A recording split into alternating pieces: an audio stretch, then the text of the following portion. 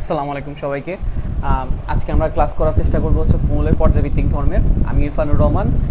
আমরা লাস্ট ক্লাসে হচ্ছে যে গুণগত রসায়নটা দেখছিলাম। আজকে আমরা পর্যায়ভিত্তিক ধর্মের যত রকমের এমসিকিউগুলো আসতেছে ওগুলো আমরা সলভ করার চেষ্টা করবো ইনশাল্লাহ, ঠিক আছে? তো আমরা প্রথম থেকে স্টার্ট করতে পারি।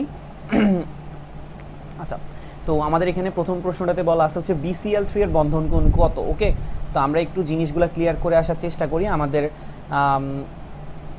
সংকরায়নের যদি আমরা যাই, সংকরায়নে হচ্ছে কি আমাদের সংকরায়নটা শুরু হয়েছিল SP থেকে, তারপরে আসতেছিল হচ্ছে SP2, তারপরে আসছে হচ্ছে SP3, তারপরে আসছে হচ্ছে SP3D, তারপরে আসছে হচ্ছে SP3D2, আর লাস্ট এটা কি ছিল SP3D3। ওকে, আচ্ছা, কখন SP বলতাম? যদি সংকরিত অরবিটাল সংখ্যা দুইটা থাকে তাহলে SP2 কখন সংকরিত অরবিটাল সংখ্যা 3, 4, 5, 6 আর 7। ওকে, আচ্ছা, যখন SP সংকরায়ন হইতো তখন বন্ধন কোণ কি হইতো? 180 ডিগ্রি। SP2 হইলে কি বন্ধন কোণ কত হবে? 120 ডিগ্রি। SP3 হইলে বন্ধন কোণ কত হবে? 109.5 ডিগ্রি। আর SP3D হইলে বন্ধন কোণ হবে হচ্ছে তোমার 90 ডিগ্রি আর হচ্ছে এই 120 ডিগ্রি, ঠিক আছে? 90 ডিগ্রি আর 120 ডিগ্রি। SP3D2 হইলে 90 ডিগ্রি হবে। SP3D3 হইলে কি হবে? 90 আর একটা হচ্ছে 72 ডিগ্রি। ওকে, আচ্ছা, তো আমরা এই জিনিসগুলো একটু মাথায় রাখবো, তাহলে আমাদের বন্ধন কোণ বের করতে সুবিধা হবে। আচ্ছা, এই যে ক্যালকুলেশনগুলো ছিল এগুলো কি ছিল? এগুলো ছিল হচ্ছে লোন পেয়ার ইলেকট্রন না থাকা অবস্থায়। কি এগুলো কখন হবে? যখন লোন পেয়ার না থাকলে। ওকে, কিন্তু যদি কথা হলো লোন পেয়ার থাকে, ঠিক আছে? লোন পেয়ার থাকলে কাহিনীটা কি হয়ে যাবে? আচ্ছা, আমি সবগুলো একবারেই ক্লিয়ার করে তারপরে যাচ্ছি এমসিকিউতে। লোন পেয়ার থাকলে কিন্তু কাহিনীটা তখন কি হয়ে যাবে? উল্টাই যাবে। যেমন আমরা SP3 সংকরায়ন হইলে বন্ধন কোণ কত বলতেছি? 109 ডিগ্রি, ঠিক আছে? 109.5 ডিগ্রি। এটা হচ্ছে লোন পেয়ার যদি না থাকে, ঠিক আছে? এটা হচ্ছে লোন পেয়ার না থাকলে নর্মালি আর কি। কিন্তু যদি এক জোড়া লোন পেয়ার থাকে, ঠিক আছে, এক জোড়া লোন পেয়ার থাকে তখন বন্ধন কোণটা কত হয়ে যাবে? 107 ডিগ্রি, ঠিক আছে? বা 107.21 বা 3 কিছু একটা। দুই জোড়া যদি লোন পেয়ার থাকে তখন বন্ধন কোণটা হবে হচ্ছে 104.5 ডিগ্রি। ওকে, আচ্ছা, আবার লোন পেয়ারের মধ্যেও কিছু পার্থক্য আছে, ঠিক আছে? যেমন লোন পেয়ার এক জোড়া থাকা অবস্থায় আমরা বলছি বন্ধন কোণ কত ডিগ্রি? 160 ডিগ্রি। এখন যদি এখানে আকার বড় হয়, ঠিক আছে, কেন্দ্রীয় পরমাণুর আকারটা যদি বড় হইতে থাকে তাইলে বন্ধন কোণ, ঠিক আছে, বন্ড অ্যাঙ্গেল মানে বন্ধন কোণের মানটা তত কি হইতে থাকবে? কমতে থাকবে, ঠিক আছে? এটার একটা এক্সাম্পল যদি আমরা বলি, যেমন H2O, এখানে লোন পেয়ার আছে হচ্ছে কয় জোড়া? 2 জোড়া। তাহলে 2 জোড়া লোন পেয়ার থাকলে আমরা বন্ধন কোণ কত বলছি? 104, ঠিক আছে? আবার H2O এর আরেকটা ফরম্যাট আছে হচ্ছে H2S, এখানেও লোন পেয়ার কয় জোড়া? 2 জোড়া। বাট পার্থক্য হচ্ছে এখানে কেন্দ্রীয় পরমাণুর আকারটা অক্সিজেনের থেকে সালফারের আকারটা বড় হওয়ার কারণে বন্ধন কোণটা কমে চলে আসবে হচ্ছে 92 ডিগ্রির কাছাকাছি, আর এটা তো ছিল হচ্ছে 104.5, ঠিক আছে? তাহলে কি বুঝলাম? যে লোন পেয়ার যদি সেম থাকে তাও কিন্তু বন্ধন কোণে কি আসতে পারে? পার্থক্য আসতে পারে। ওকে, আচ্ছা, আমরা সবগুলা জিনিস ক্লিয়ার করে ফেললাম সংকরায়ন নিয়ে। তো এখন আমরা খুবই ফাস্ট এমসিকিউ দাগাইতে পারা উচিত। আচ্ছা, BCl3 এর বন্ধন কোণ কত? তাহলে বন্ধন কোণ যদি আমরা জানতে হয় তাহলে আমাদের সংকরিত অরবিটাল সংখ্যা জানা লাগবে। সংকরিত অরবিটাল সংখ্যা বাইর করার সূত্রটা ছিল x = ½ × E + কি V।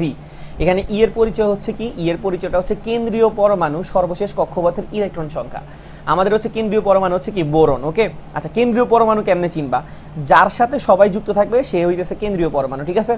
আচ্ছা, তাহলে বোরনের সাথে ক্লোরিনগুলো যুক্ত আছে, তাহলে বোরন হচ্ছে কেন্দ্রীয় পরমাণু। বোরনের শেষ কক্ষপথে কয়টা ইলেকট্রন আছে? 3টা। আচ্ছা, এখন বোরনের সাথে কয়টা ক্লোরিন যুক্ত আছে খেয়াল করো? 3টা। আচ্ছা, প্রথম কি বললাম? প্রথমে বললাম E + V। E এর পরিচয়টা হচ্ছে কি? কেন্দ্রীয় পরমাণু সর্বশেষ কক্ষপথের ইলেকট্রন সংখ্যা। ওকে, বোরনের শেষ কক্ষপথে কয়টা ইলেকট্রন আছে? 3টা, তাই 3 লিখছি। আর V এর পরিচয় হচ্ছেটা কি? V এর পরিচয় হচ্ছে এই কেন্দ্রীয় পরমাণুর সাথে যুক্ত একযোজী পরমাণু সংখ্যা। যেমন এই বোরনের সাথে কয়টা ক্লোরিন যুক্ত ছিল? 3টা। এরা কি একযোজী ছিল নাকি ছিল না? হ্যাঁ, ক্লোরিনগুলো হচ্ছে কি? একযোজী। তাহলে এখানে আমরা কত দিব? 3। তাহলে 3 + 3 6, 2 দিয়ে ভাগ করলে কি আসে? 3 আসে। আর 3 মানে হচ্ছে সংকরিত অরবিটাল সংখ্যা 3 হইলে কি হয়? SP2 সংকরায়ন হইলে বন্ধন কোণ কত হবে?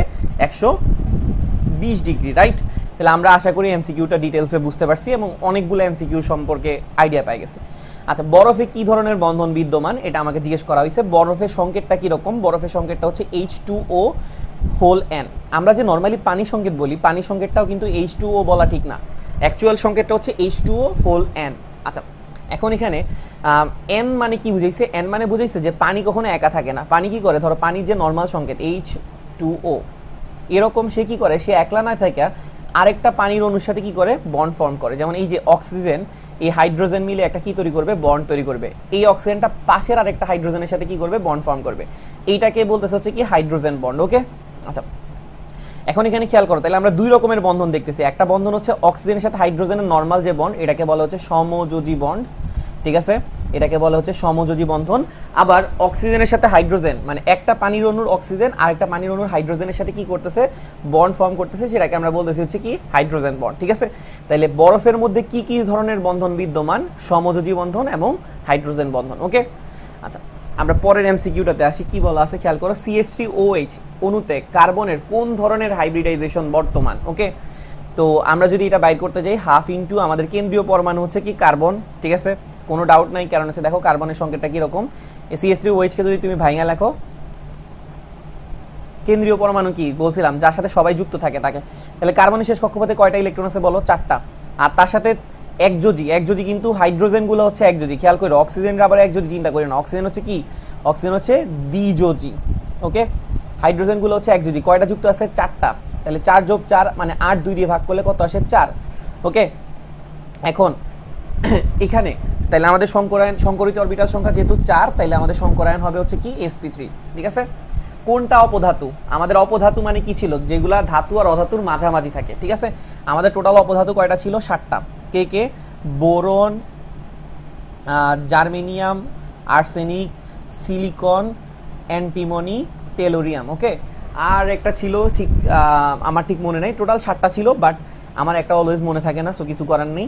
এখানে দেখো silicon, germanium, arsenic, silicon, germanium, arsenic, এই অপশনটা মিলে যাইতেছে, তাহলে আমরা বলতে পারি হচ্ছে কি 4-এর আমাদের কোন আনসারটা, 1 নাম্বার আনসারটা। আচ্ছা, তারপরে কি বলা আছে খেয়াল করো, কোনটা সর্বাধিক তড়িৎ ঋণাত্মকতা নির্দেশ করে। আচ্ছা, এই প্রশ্নটা ক্লিয়ার করার সময় আমরা আরও অনেকগুলো প্রশ্ন ক্লিয়ার করে আসি। তড়িৎ ঋণাত্মকতা সর্বাধিক কোনটা নির্দেশ করে। এখন তড়িৎ ঋণাত্মকতা জিনিসটা কি, এটাকে বলা হচ্ছে ইলেকট্রোনেগেটিভিটি। তড়িৎ ঋণাত্মকতার ইংরেজিটা কি, ইলেকট্রোনেগেটিভিটি। তড়িৎ ঋণাত্মকতা কখন বেশি হবে, যখন তোমার আকার কি হয়, ছোট হয়। কেন্দ্রীয় পরমাণুর আকার যত ছোট হবে, তড়িৎ ঋণাত্মকতার মানটা তত কি হবে, বেশি হবে, ঠিক আছে। আচ্ছা, তাইলে এবার বলো পর্যায় সারণীতে সবচেয়ে ছোট আকার কার। আমরা জানি যে বাম থেকে ডান দিকে গেলে আকার ছোট হয়, আর উপর থেকে নিচে আসলে আকার কি হয়, বড় হয়, রাইট। বাম থেকে ডান দিকে গেলে আকার ছোট হয়, আর উপর থেকে নিচের দিকে গেলে কি হয়, আকার বড় হয়। তাহলে পর্যায় সারণীতে সবচেয়ে বড় আকার কার হবে, সবচেয়ে ছোট আকার কার হবে, যে সবচেয়ে ডান পাশে অবস্থান করবে আর এবং সবচেয়ে উপরে অবস্থান করবে। এবং এরকম একটা মৌল হচ্ছে কি ফ্লোরিন। তোমরা আবার নিষ্ক্রিয় গ্যাসের দিকে যাইও না, নিষ্ক্রিয় গ্যাসের তড়িৎ ঋণাত্মকতা 0। তাইলে সবার ডান পাশে এবং সবার উপরে এরকম একটা মৌল হচ্ছে ফ্লোরিন, নিষ্ক্রিয় গ্যাস বাদে। তাহলে সবচেয়ে বেশি তড়িৎ ঋণাত্মক কি হবে, ফ্লোরিন, কারণ ওর আকার সবচেয়ে ছোট, ওর তড়িৎ ঋণাত্মকতার মানটা হচ্ছে 4 অথবা 4.1 এর কাছাকাছি। আচ্ছা, ফ্লোরিনের নিচে অবস্থান করতেছে ক্লোরিন, তার নিচে অবস্থান করতেছে হচ্ছে ব্রোমিন, তার নিচে অবস্থান করতেছে হচ্ছে কি আয়োডিন। ওকে, আচ্ছা, তাহলে উপর থেকে যখন আমরা নিচে যাচ্ছি, তড়িৎ ঋণাত্মকতার মানটা কি হইতেছে, বাড়বে নাকি কমবে। আমাদের উপর থেকে নিচে দিকে গেলে তো আকার বাড়ে, তাহলে তড়িৎ ঋণাত্মকতার মানটা কমবে। এখন আমরা সবসময় কত করে কমাবো, 0.5 করে করে কমাই দিব। তাহলে ক্লোরিনের তড়িৎ ঋণাত্মকতাটা হয়ে যাবে হচ্ছে 3.5, ব্রোমিনে আসলাম আরও 0.5 কমাই দিলাম 3, আয়োডিনে আসলাম আরও 0.5 কমাই দিলাম 2.5। ওকে, আচ্ছা, এবার যদি আমরা ফ্লোরিনের বাম পাশে আসি, বাম পাশে কি আছে, অক্সিজেন, তার বাম পাশে আছে হচ্ছে কি নাইট্রোজেন, তার বাম পাশে আছে হচ্ছে কি কার্বন। আমরা জানি ডানের দিকে গেলে আকার ছোট হয়, তাহলে বাম দিকে যদি আসি আকার বড় হবে। তাহলে অক্সিজেনের আকারটা একটু বড় হওয়ার কারণে তড়িৎ ঋণাত্মকতার মান কমাই দিব 3.5, আর এটা হচ্ছে 3 আর এটা হচ্ছে 2.5। ওকে, আচ্ছা, এখানে একটু ব্যতিক্রম আছে। ব্যতিক্রম হচ্ছে কি আয়োডিনেরটা 2.5 না হয়ে 2.8 এর কাছাকাছি হয়, ঠিক আছে। তো আমাদের বইয়ে টোটালি এই তড়িৎ ঋণাত্মকতাগুলো যদি আমরা মুখস্থ করি, আমরা মোটামুটি এইচএসসি কভার করে ফেলতে পারবো, ঠিক আছে। আর আরেকটা লাগে হাইড্রোজেন, হাইড্রোজেনের তড়িৎ ঋণাত্মকতার মান হচ্ছে কত, 2.1। আমাদের মোটামুটি এগুলো মুখস্থ রাখা লাগবে, ঠিক আছে। আচ্ছা, তো তাইলে সবচেয়ে বেশি তড়িৎ ঋণাত্মক মৌল কোনটা, ফ্লোরিন। তা আমরা পর্যায় সারণী এখানে যে জিজ্ঞেস করছে কোনটা তড়িৎ ঋণাত্মকতা সর্বাধিক, তো আমরা এখানে দেখবো ফ্লোরিন আছে কিনা। এখানে দেখো 2টা ইলেকট্রন 4টা 4 আর 5 কত, 9।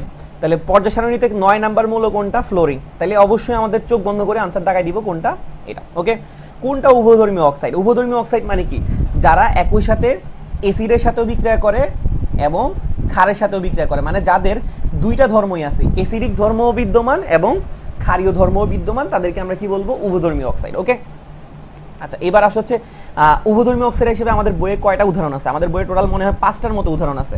একটা হচ্ছে Al2O3, তারপরে হচ্ছে কি B2O3, তারপরে আছে হচ্ছে কি বেরিলিয়াম অক্সাইড, তারপরে আছে হচ্ছে জিঙ্ক অক্সাইড, আর একটা আছে হচ্ছে কি লেড অক্সাইড। ওকে, আমার যতটুকু মনে পড়ে এগুলাই ছিল, ঠিক আছে। এখন খেয়াল করো উভধর্মী মানে কি? উভধর্মী মানে হচ্ছে তার কাছে অ্যাসিডিক ধর্ম আছে, ক্ষারীয় ধর্ম আছে। এখন খেয়াল করো পর্যায় সারণীর বামে আছে কে? ধাতু, ডানে আছে হচ্ছে কি অধাতু, ঠিক আছে না? ধাতুর যে অক্সাইডগুলো, ধাতুর অক্সাইডগুলো কি হয়? ক্ষারীয় হয়, আর অধাতুর অক্সাইডগুলো কি হয়? অম্লীয় হয়, রাইট? এটা আমরা সবাই জানি। ধাতুর অক্সাইডগুলো ক্ষারীয় হয় আর অধাতুর অক্সাইডগুলো কি হয়? অম্লীয় হয়। এটা আমরা মোটামুটি সবাই জানি। আচ্ছা, তো এখন খেয়াল করো, এখন মাঝামাঝি, তাহলে পর্যায় সারণীতে যারা মাঝামাঝি অবস্থান করতেছে তাদের একটা বৈশিষ্ট্য দেখা যায় যে তারা ক্ষারীয় অক্সাইডও শো করতেছে, অম্লীয় অক্সাইডও শো করতেছে। এদেরকে আমরা বলতেছি হচ্ছে কি উভধর্মী অক্সাইড, ঠিক আছে। এরকম মাঝের মধ্যে কে পড়ে গেছে? গ্রুপ 13, ঠিক আছে। কারা পড়ে গেছে? গ্রুপ 13। গ্রুপ 13-এ কে কে আছে বলো তো? বোরন আছে, অ্যালুমিনিয়াম আছে, ঠিক আছে, আরও কয়েকটা আছে, বাট ওদের উভধর্মিতা তেমন একটা দেখা যায় না। ওকে, তো বোরন আর অ্যালুমিনিয়াম কেন উভধর্মী? এটা তো আনসার পাই গেছো, কারণ তারা পর্যায় সারণীর কোথাও অবস্থান করতেছে? মাঝামাঝি। তাহলে তারা কিছুটা বাম পাশ থেকে ক্ষারীয় অক্সাইডের বৈশিষ্ট্য পাইছে, ডান পাশ থেকে কিছুটা অম্লীয় অক্সাইডের বৈশিষ্ট্য পাইছে, এবং তারা কি হয়ে গেছে? মিক্সচার হয়ে গেছে। ওকে, আচ্ছা, এখন বেরিলিয়াম কেন ঢুকছে? বেরিলিয়ামের সমস্যাটা হইতেছে ওর একটা কর্ণ সম্পর্ক আছে, ঠিক আছে, পড়বা কর্ণ সম্পর্ক। ও হচ্ছে অ্যালুমিনিয়ামের একদম কোনাকুনি বরাবর অবস্থিত। তো অ্যালুমিনিয়ামের কোনাকুনি বরাবর অবস্থান হওয়ার কারণে অ্যালুমিনিয়ামের কিছু বৈশিষ্ট্য তার কাছে চলে আসছে, ঠিক আছে। আর জিঙ্ক আর লেড বাকিগুলো দেখতেছে না তেমন একটা। তো আমরা এখন তাইলে ডিরেক্টলি বলতে পারি আমাদের আনসার হচ্ছে কোনটা?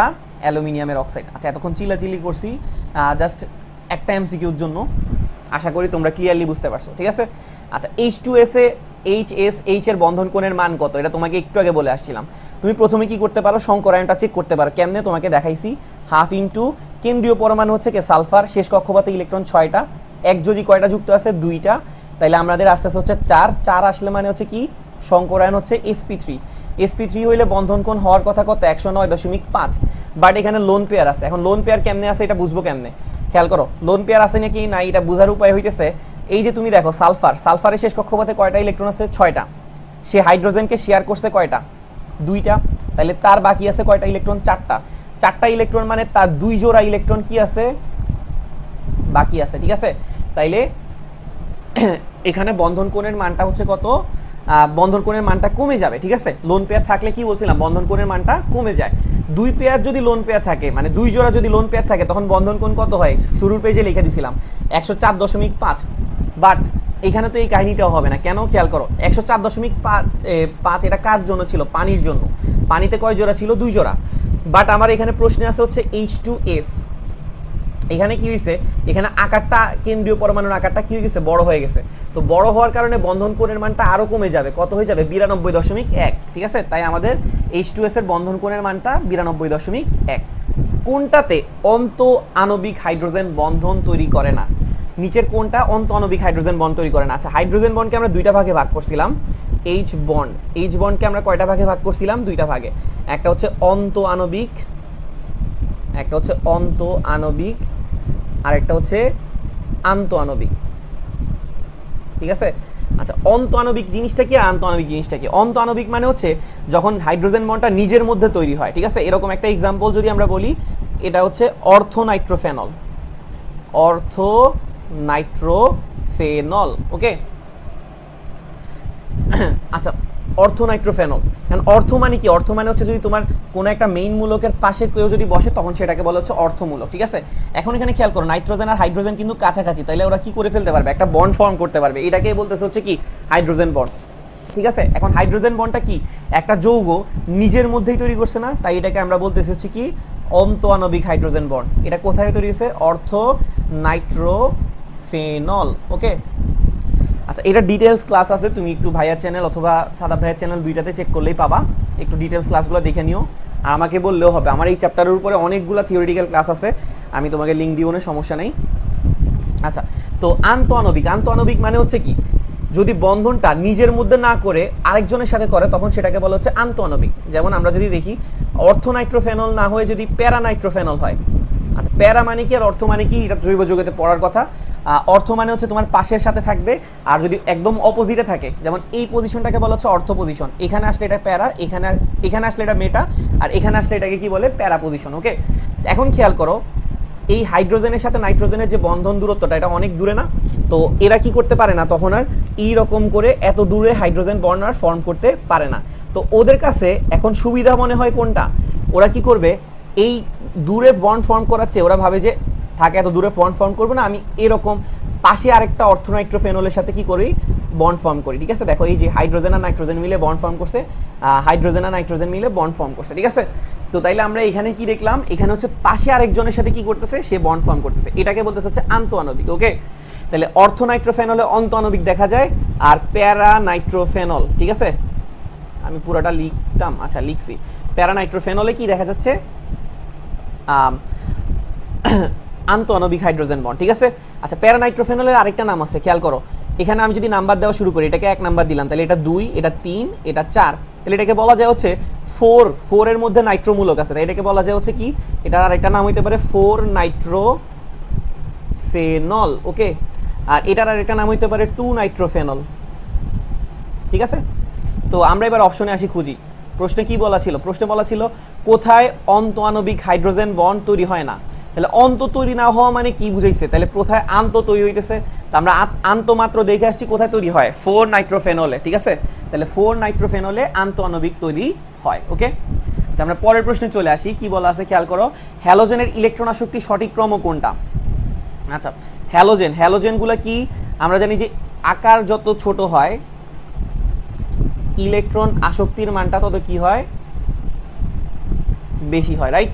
আকার যত ছোট হয় ইলেকট্রন আসক্তির মান তত কি হয়, বেশি হয়। আমরা যদি হ্যালোজেনগুলোর দিকে তাকাই, ফ্লোরিন, ক্লোরিন, ব্রোমিন, আয়োডিন, আর অ্যাস্টেডিন আছে, ওইটা বাদ দিলাম সিলেবাসের, মানে আমাদের পড়ার বাইরে। ঠিক আছে, তো আমাদের এখানে আকার সবচেয়ে ছোট কার, ফ্লোরিনের, তাইলে সবচেয়ে বেশি ইলেকট্রন আসক্তি কার হওয়ার কথা, ফ্লোরিন, ক্লোরিন, ব্রোমিন, আয়োডিন। ওকে, আচ্ছা তাহলে সবচেয়ে বেশি ইলেকট্রন আসক্তি কার হওয়ার কথা, ফ্লোরিনের। এখন তুমি চিন্তা করো, তোমার বাসায় ধরো তুমি পছন্দ করো মেহমান আসতে, ঠিক আছে, মেহমান আসতে তুমি পছন্দ করো, তো এখন তোমার বাসায় একটা মেহমান আসলো, তুমি খুশি হইলা, ঠিক আছে, খুব ভালো কথা। কিন্তু যখন দেখবা যে 2 বা 3টা মেহমান চলে আসছে একত্র, অনেক বেশি মেহমান চলে আসছে, তুমি তখন কি করবা, পছন্দের জায়গায় উল্টা কি করবা, অপছন্দ করা শুরু করবা। তো ব্যাপারটা হচ্ছে এইরকম, ফ্লোরিনের ইলেকট্রন আসক্তি মানে সে কি করতেছিল, ইলেকট্রন আসক্তি মানে তো বোঝা যাচ্ছে না যে সে কি করতেছিল, ইলেকট্রনকে গ্রহণ করার জন্য কতটুকু আসক্তি শো করতেছে। তো ফ্লোরিনের ক্ষেত্রে দেখা যায় ওর আকারটা অনেক ছোট, আকারটা ছোট হওয়ার কারণে তার চার্জ ঘনত্বটা অনেক কি হয়ে যায়, বেশি হয়ে যায়। আর চার্জ ঘনত্ব বেশি হওয়ার কারণে সেই ইলেকট্রনকে আকর্ষণ করার বদলে কি করা শুরু করে, বিকর্ষণ করা শুরু করে। ঠিক আছে,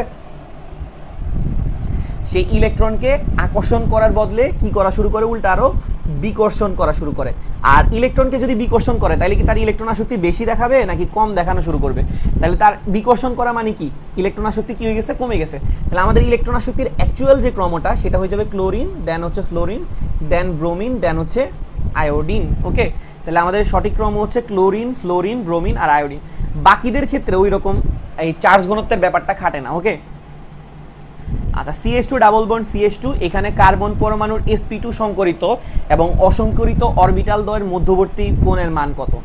CH2 ডাবল বন্ড CH2, এটাকে যদি আমরা আঁকার চেষ্টা করি, এটা দেখতে কি রকম, CH2 ডাবল বন্ড, ঠিক আছে, CH2। ওকে, এখন এখানে খেয়াল করো, এখানে কি আছে, এটা সিগমা বন্ড, এটা সিগমা বন্ড, এটা সিগমা বন্ড, এটা সিগমা বন্ড, এটা সিগমা বন্ড। দুইটা বন্ড যখন থাকে তখন একটা সিগমা হয় আর একটা কি হয়, পাই। তো আমি পাইটা মুছে ফেললাম। ঠিক আছে, প্রথমে সে নর্মালি কি করছিল, এরকম একটা সংকরায়ন করছিল, সংকরায়ন করে সে কি তৈরি করছিল, এরকম একটা যৌগ তৈরি করছিল। এখন সংকরায়ন করার পরে তার কার্বনের শেষ কক্ষপথে তো 4টা ইলেকট্রন ছিল, সে 3টা শেয়ার করছে, তাহলে তার একটা ইলেকট্রন কি রয়ে গেছে, এখনো বাকি রয়ে গেছে।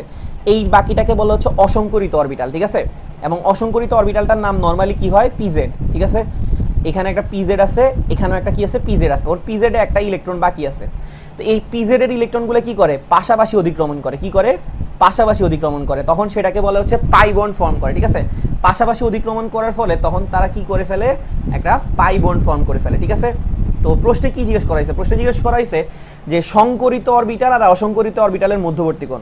সংকরিত কোণটা এইটা, অসংকরিত কোণটা এইটা।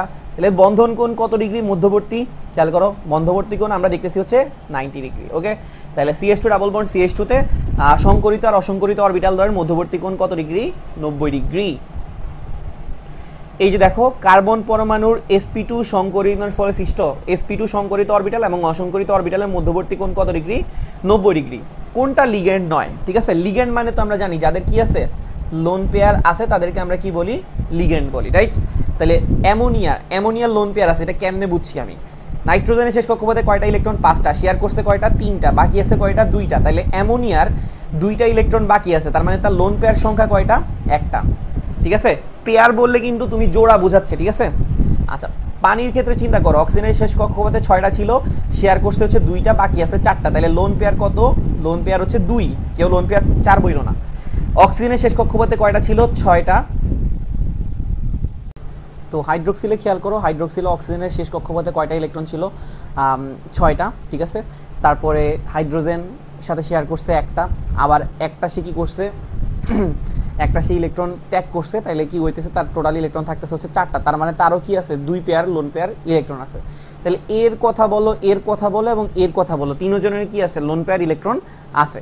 তাহলে এরা সবাই কিন্তু কি? লিগ্যান্ড। ঠিক আছে, কিন্তু প্রশ্ন জিজ্ঞেস করছে কোনটা লিগ্যান্ড নয়, তাহলে আমরা বুঝতেছি কার্বনের যেটা ছিল এটা হচ্ছে লিগ্যান্ড নয়।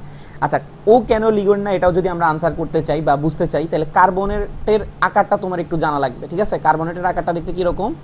এইরকম। ঠিক আছে, এখানে একটা মাইনাস চার্জ থাকে, এখানে একটা মাইনাস চার্জ থাকে। ঠিক আছে, আচ্ছা, তো কার্বনেটের আকারে যদি তুমি দেখো, কার্বনের শেষ কক্ষপথে কয়টা ইলেকট্রন ছিল? 4টা। ও এই বন্ধনে একটা শেয়ার করছে, এই বন্ডে একটা শেয়ার করছে, এই বন্ডে একটা শেয়ার করছে, এই বন্ডে একটা শেয়ার করছে। কয়টা শেয়ার করছে? তাইলে টোটাল 4টা ইলেকট্রন ছিল, 4টাই কি করছে? সে শেয়ার করে ফেলছে। তাইলে তার কোনো কি নাই? এক্সট্রা ইলেকট্রন নাই, তার মানে কোনো তার লোন পেয়ার ইলেকট্রন নাই। তাহলে সে কি না?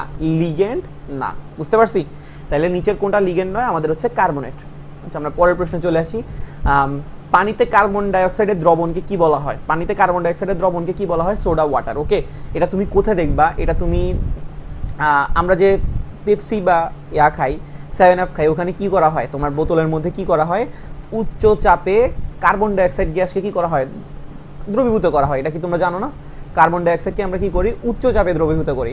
এই উচ্চ চাপে যে দ্রবীভূতটা করতেছি, এইটাকে বলতেছে হচ্ছে কি? Soda water. তুমি ইন্ডিয়ান ফুড ব্লগারদের যে ভিডিওগুলো আছে ওখানে দেখবা, ওরা হচ্ছে যে কি করে? এরকম কাচের বোতলের মধ্যে কার্বন ডাইঅক্সাইডকে ঢুকানোর জন্য একটা মেশিন ইউজ করে এটাকে ঘুরাইলে হচ্ছে এটা দ্রবীভূত হয়, হালকা পরিমাণ প্রেশারাইজ হয়, ওইটাকেই ওরা বলে হচ্ছে সোডা ওয়াটার। ওকে, আচ্ছা, শক্তিশালী বিজারক কোনটা? তো যেটা শক্তিশালী বিজারক, তার জারণ ক্ষমতা কি হবে? জারণ ক্ষমতা বা জারণ বিভবের মানটা কি হবে? অনেক বেশি হবে, রাইট?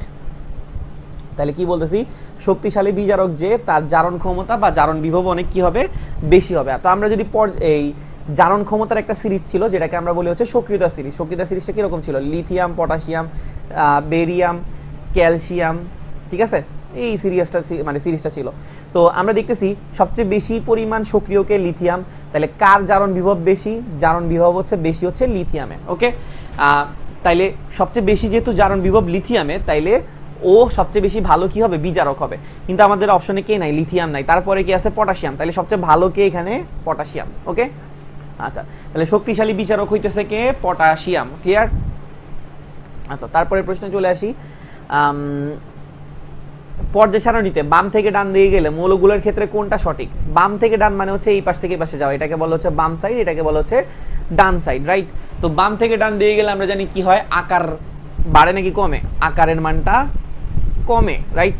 আর ইলেকট্রন আসক্তি, তড়িৎ ঋণাত্মকতা আর আয়নীকরণ শক্তি, এগুলার মানটা কি হয়? আকার যদি কমে এগুলার মানটা বাড়ে, রাইট? তাহলে বাম থেকে গেলে ডান দিকে গেলে ইলেকট্রন আসক্তি, তড়িৎ ঋণাত্মকতা, আয়নীকরণ শক্তির মানটা বৃদ্ধি পায়। তাহলে এটা সঠিক। আর এটা ভুল, এটাও ভুল, হ্রাস পায় ভুল, আকার বাড়তে থাকে, এটাও ভুল। ওকে, পানির বন্ধন কোণের মান কত? এখন তো একদম ইজিলি পারার কথা। তুমি এটা সংকরায়ন বাইর করবা, সংকরায়ন বাইর করে দেখো কত? হাফ ইন্টু অক্সিজেনের শেষ কক্ষপথে কয়টা আছে? 6টা। আর শেয়ার করছে এক, যদি যুক্ত আছে 2টা, তাইলে সংকরিত অরবিটাল আসে হচ্ছে 4। তার মানে সংকরায়ন হওয়ার কথা ছিল কি? sp3, বাট তার পানির কি আছে? 2 জোড়া লোন পেয়ার আছে। অনেকবার তোমাকে দেখাই আসছি। তাহলে 2 জোড়া লোন পেয়ার থাকলে এটার 109.5 হওয়ার কথা থাকলেও সেটা কত হয়ে যায়? 104.5 হয়ে যায়। ঠিক আছে, যদি এটা H2O না হয়ে H2S হইতো তখন এটা 92 হয়ে যেত, মনে আছে? এটা অনেকবার দেখাইছি। পোলারাইজেশনের জন্য সঠিক ক্রম কোনটা? পোলারাইজেশন জিনিসটা কি? পোলারাইজেশন মানে হচ্ছে পোলার আয়ন আর কি, ঠিক আছে? তো পোলার আয়ন কিসের উপর নির্ভর করতেছে? পোলার আয়ন নির্ভর করে হচ্ছে ফাজানের নীতির উপরে, ঠিক আছে? তো ফাজানের নীতিতে চারটা রুল ছিল। প্রথম রুলটা কি ছিল? ক্যাটায়নের আকার যত কি হবে ছোট হবে, পোলার আয়ন তত কি হবে বেশি হবে। 2 নাম্বার ছিল হচ্ছে অ্যানায়নের আকার যত বড় হবে, পোলার আয়ন তত বেশি হবে। 3 নাম্বারে ছিল হচ্ছে ক্যাটায়ন অ্যানায়নের চার্জ যত বেশি হবে, পোলার আয়ন তত বেশি হবে। তো এখানে খেয়াল করো, আমাদের এখানে 2+2+2+ সেম আছে, সোডিয়াম, ক্যালসিয়াম, ম্যাগনেসিয়াম। তো আমরা জানি যে পোলার আয়ন কার বেশি হবে? যার আকার ছোট, মানে ক্যাটায়নের ক্ষেত্রে কি আকার ছোট, এগুলো সবাই যেহেতু ক্যাটায়ন, তাহলে সবচেয়ে ছোট আকার কার জানো? ম্যাগনেসিয়ামের। কারণ আমরা জানি যে পর্যায় সারণীতে উপরের দিকে আছে হচ্ছে ম্যাগনেসিয়াম, তাহলে পোলার আয়ন কার বেশি হবে? ম্যাগনেসিয়াম, তারপর হবে ক্যালসিয়াম, তারপর হবে সোডিয়াম। তার মানে এটা ঠিক না, তাহলে সবগুলোও হবে না। আচ্ছা, তারপর অ্যানায়নের ক্ষেত্রে আকার যত বড় হয়, এগুলো হচ্ছে anion, chlorine, fluorine, bromine, iodine. তো অ্যানায়নের ক্ষেত্রে আকার বড় হইলে পোলার আয়ন বেশি হয়, তাহলে আয়োডিনের আকার বড়, তাহলে ওর পোলার আয়ন বেশি, তারপরে ব্রোমিন, তারপরে আয়োডিন, ক্লোরিন, তাহলে এটাও হইল না। আচ্ছা, পোলারাইজেশনের জন্য সঠিক ক্রম যদি আমরা এখন চিন্তা করি, সিলিকন 4+, অ্যালুমিনিয়াম 3+, তাহলে এদের চার্জের পরিমাণটা চেঞ্জ হচ্ছে, তাহলে চার্জের আকার বেশি হলে পোলার আয়ন কি হবে? বেশি হবে। এখানে দেখো +4, তাহলে বেশি চার্জ, তারপরে অ্যালুমিনিয়াম 3+, তারপরে ম্যাগনেসিয়াম 2+, তারপরে সোডিয়াম প্লাস, তাহলে এটা সিরিয়ালটা ঠিক আছে, যে চার্জের সঠিক ক্রমটা মানতেছে। আচ্ছা, সোডিয়ামকে বাতাসে পোড়ালে প্রধানত কি পাওয়া যায়? সোডিয়াম বাতাসে পোড়াইলে কি হবে? বাতাসে সোডিয়াম অক্সিজেনের সাথে বিক্রিয়া করে কি তৈরি করবে? একটা সোডিয়ামের অক্সাইড তৈরি করবে। এখন সোডিয়ামের অক্সাইডের সংকেত কি NaO নাকি Na2O নাকি NaO2? এটা কেমনে বুঝবা? আচ্ছা, তাহলে এটা বুঝতে হইলে তোমার সোডিয়াম আর অক্সিজেনের কি জানা লাগবে? সোডিয়াম আর অক্সিজেনের এটাকে কি বলে? যোজনী জানা লাগবে। সোডিয়ামের শেষ কক্ষপথে একটা ইলেকট্রন আছে, তাহলে তার যোজনী হচ্ছে 1। অক্সিজেনের শেষ কক্ষপথে ইলেকট্রন আছে হচ্ছে 6টা, তাহলে তার ইলেকট্রন নষ্ট পূর্ণতার জন্য লাগবে 2টা, তাই তার যোজনী হচ্ছে কত? 2। আমরা নর্মালি শেষ কক্ষপথের ইলেকট্রনটাকে যোজনী বলি, বাট যদি 4-এর বেশি হয়ে যায় তখন আমরা 8 থেকে বিয়োগ করে যোজনী বলি, ওকে? আর যোজনীটা কি করা লাগে? ইন্টারচেঞ্জ করা লাগে, মানে অক্সিজেনের যোজনী হচ্ছে কত? অক্সিজেনের যোজনী হচ্ছে কত বলছি? 2। এটা চলে যাবে কার কাছে? সোডিয়ামের কাছে। আর সোডিয়ামের যোজনী হচ্ছে কত? 1। এটা চলে যাবে কার কাছে? অক্সিজেনের কাছে। তাহলে আমাদের সংকেতটা আসতেছে হচ্ছে Na2O কোন অপশনটা? প্রথম অপশনটা, ঠিক আছে? আমরা পরের প্রশ্নে আসি। নিচের কোন যৌগটা আদ্র বিশ্লেষিত হয়? আদ্র বিশ্লেষিত মানে কি? পানির সাথে কোনটা বিক্রিয়া করে? তো বেনজিন, ও জীবনও ওরে মাইক দিলেও কি করবে না? পানির সাথে বিক্রিয়া করবে না। কেন? কারণ সে একটা স্টেবল যৌগ, ঠিক আছে? বেনজিন কি করে না? নর্মালি সে প্যারাফিন টাইপের, মানে আসক্তিহীন, সে কি করতে চায় না? নর্মালি বিক্রিয়া করতে চায় না। NaCl, সেও কি করবে না? কখনোই পানির সাথে বিক্রিয়া করবে না। তোমাদের মনে হবে যেন এরা বিক্রিয়া করে তোমার NaOH আর HCl তৈরি করে ফেলবে, বাট এটা আসলে জীবনে কখনো হয় না। NaCl যখন পানিতে যায় তখন সে Na+ আর কি তৈরি করে? Cl-। এটা কোনো বিক্রিয়া না, এটা জাস্ট কি হয়েছে? আয়নিত হয়েছে, ঠিক আছে? তাহলে আদ্র বিশ্লেষিত হওয়ার চান্স আছে হচ্ছে কার? SiCl4 আর CCl4 এর। তো আমি যদি একটু তোমাকে বিক্রিয়াটা বোঝানোর চেষ্টা করি, খেয়াল করো। SiCl4 এটা পানির সাথে বিক্রিয়া করতেছে, আর CCl4 পানির সাথে বিক্রিয়া করতেছে। তাইলে এখন খেয়াল করো, SiCl4 পানির সাথে বিক্রিয়া করে কি তৈরি করে জানো? SiOH4। বাট এটা পানির সাথে কি করে না? কখনোই কোনো বিক্রিয়া করবে না। না করার কারণটা কি? খেয়াল করো, এখানে ক্লোরিনটাকে কে রিপ্লেস করতেছে? ক্লোরিনটাকে রিপ্লেস করতেছে হচ্ছে আমাদের পানির OH মূলক, ঠিক আছে? এখন একটা মানুষ আর একটা মানুষকে কি করতেছে? রিপ্লেস করতেছে। এখন খেয়াল করো, এই OH মূলকটা কি তোমার কাছে ছোট লাগতেছে না বড় লাগতেছে? অবশ্যই একটা অক্সিজেন একটা হাইড্রোজেন মিলতেছে, তাহলে একটা বড়। তো একটা মানুষকে যদি তুমি জায়গা দিতে চাও তাহলে তোমার তো একটা বড় স্পেস লাগবে, রাইট? তোমার একটা অবশ্যই কি লাগবে? একটা স্পেস লাগবে। তো সিলিকনের এখানে কেন্দ্রীয় পরমাণু কে ছিল? সিলিকনের কিন্তু তার একটা স্পেস আছে 3D, তার কিন্তু ফাঁকা কি আছে? 3D অরবিটাল আছে। 3D অরবিটালটা পুরোপুরি কি আছে? ফাঁকা। ওই ফাঁকা জায়গার মধ্যে অক্সিজেন মানে OH-টা কি করতে পারে? আইসা থাকতে পারে, ঠিক আছে? এই জন্য 4টা OH আইসা থাকতে পারছে। কিন্তু কার্বনে যদি ইলেকট্রন বিন্যাস করো, ওর কিন্তু 2 কিন্তু ডি এক্সিস্ট করে না, তার কিন্তু ফাঁকা ডি অরবিটালটা নাই, তাইলে সে কি করতে পারবে না? যদি OH আসতেও চায়, ওকে কি করতে দিবে না? থাকতে পারবে না। এই কারণে আমাদের আনসারটা হচ্ছে কোনটা আদ্র বিশ্লেষিত হয়? SiCl4। আচ্ছা, টেট্রাঅ্যামিন কপার 2+, এখানে কপার আর অ্যামোনিয়ার মধ্যে কোন ধরনের বন্ধন বর্তমান? আজীবন মনে রাখবা, থার্ড ব্র্যাকেটের ভিতরে যে অংশটা থাকে সেটাকে আমরা বলি হচ্ছে জটিল যৌগ। এটাকে আমরা কি বলি? জটিল যৌগ। এবং এই জটিল যৌগের অংশটাকে বলা হচ্ছে জটিল অংশ। থার্ড ব্র্যাকেটের মধ্যে যে অংশটা থাকে সেটাকে আমরা বলি হচ্ছে জটিল অংশ, আর ওই যৌগটাকে আমরা বলি হচ্ছে জটিল যৌগ, ওকে? আচ্ছা, থার্ড ব্র্যাকেটের মধ্যে যে ফার্স্ট ব্র্যাকেটটা থাকবে, মানে ফার্স্ট ব্র্যাকেট দিয়ে ভিতরে যে জিনিসটা থাকে সেটাকে আমরা বলি হচ্ছে লিগ্যান্ড। কি বলি? লিগ্যান্ড। থার্ড ব্র্যাকেটের মধ্যে যে ফার্স্ট ব্র্যাকেট থাকবে ওইটাকে আমরা বলি হচ্ছে লিগ্যান্ড। আর এই লিগ্যান্ডের যে সংখ্যা, এই সংখ্যাটাকে আমরা বলি হচ্ছে সন্নিবেশ সংখ্যা। ঠিক আছে, সন্নিবেশ সংখ্যা। আচ্ছা, তাইলে বুঝতে পারছো তো, এখানে কপার সাথে অ্যামোনিয়া আছে, অ্যামোনিয়াটা হচ্ছে লিগ্যান্ড, আর সন্নিবেশ সংখ্যা হচ্ছে কত? 4। ওকে, আমরা অনেকগুলো এমসিকিউ কিন্তু করতেছি। এখন মনে রাখবা জটিল অংশের মধ্যে এই যে লিগ্যান্ডটা ছিল, লিগ্যান্ডটা কি করতেছে? এই কপারের সাথে বন্ধন তৈরি করতেছে। যে বন্ধনটা করে জটিল অংশের মধ্যে ওইটাকে বলা হচ্ছে সন্নিবেশ সমযোজী বন্ধন। ঠিক আছে, তাহলে আমাদের আনসারটা হচ্ছে কি? সন্নিবেশ সমযোজী বন্ধন। সন্নিবেশ সমযোজী বন্ধনটা মানে কি? যে বন্ধনে জাস্ট একজন ইলেকট্রন শেয়ার করে তাকে আমরা বলি হচ্ছে সন্নিবেশ সমযোজী বন্ধন। যেমন এখানে ইলেকট্রন শেয়ার করছে কি? শুধুমাত্র অ্যামোনিয়া নিজে। ঠিক আছে, এখানে লোন পেয়ার ইলেকট্রন ছিল, এই লোন পেয়ার ইলেকট্রনগুলো সে কি করছে? শেয়ার করছে। তাই এটাকে কি বলতেছি? এটাকে বলতেছে হচ্ছে সন্নিবেশ সমযোজী বন্ধন। ঠিক আছে, টেট্রাঅ্যামিন কপার 2+, এখানে কপার আর অ্যামোনিয়ার মধ্যে কোন ধাতব বন্ধন বর্তমান? সন্নিবেশ সমযোজী বন্ধন। আচ্ছা, তাইলে বোঝা গেল। আমরা চলে আসি হচ্ছে 21 নাম্বার এমসিকিউতে। লিথিয়াম থেকে নিয়নের মধ্যবর্তী একটা মৌলের 7টা, প্রথম 7টা আয়নীকরণ বিভব দেওয়া আছে 1310, এগুলা। তো আমরা যদি এখানে তাকাই, জিজ্ঞেস করছে যে মৌলটার পরমাণু যোজ্যতা স্তরের ইলেকট্রন বিন্যাস কীরকম হবে। তো এখানে খেয়াল করো 2s2 মানে হচ্ছে এর আগে কি আছে? 1s2 আছে। 2s2 মানে এর আগে 1s2 আছে, এখানে 1s2 আছে, এখানে 1s2 আছে। এখানে তুমি টোটাল ইলেকট্রন সংখ্যা গোনা দাও, গোনা দিলে কত আসে টোটাল? 2 আর 2 কত? 4। তা আমার এখানে আয়নীকরণ কয়টা দেওয়া আছে? 7টা।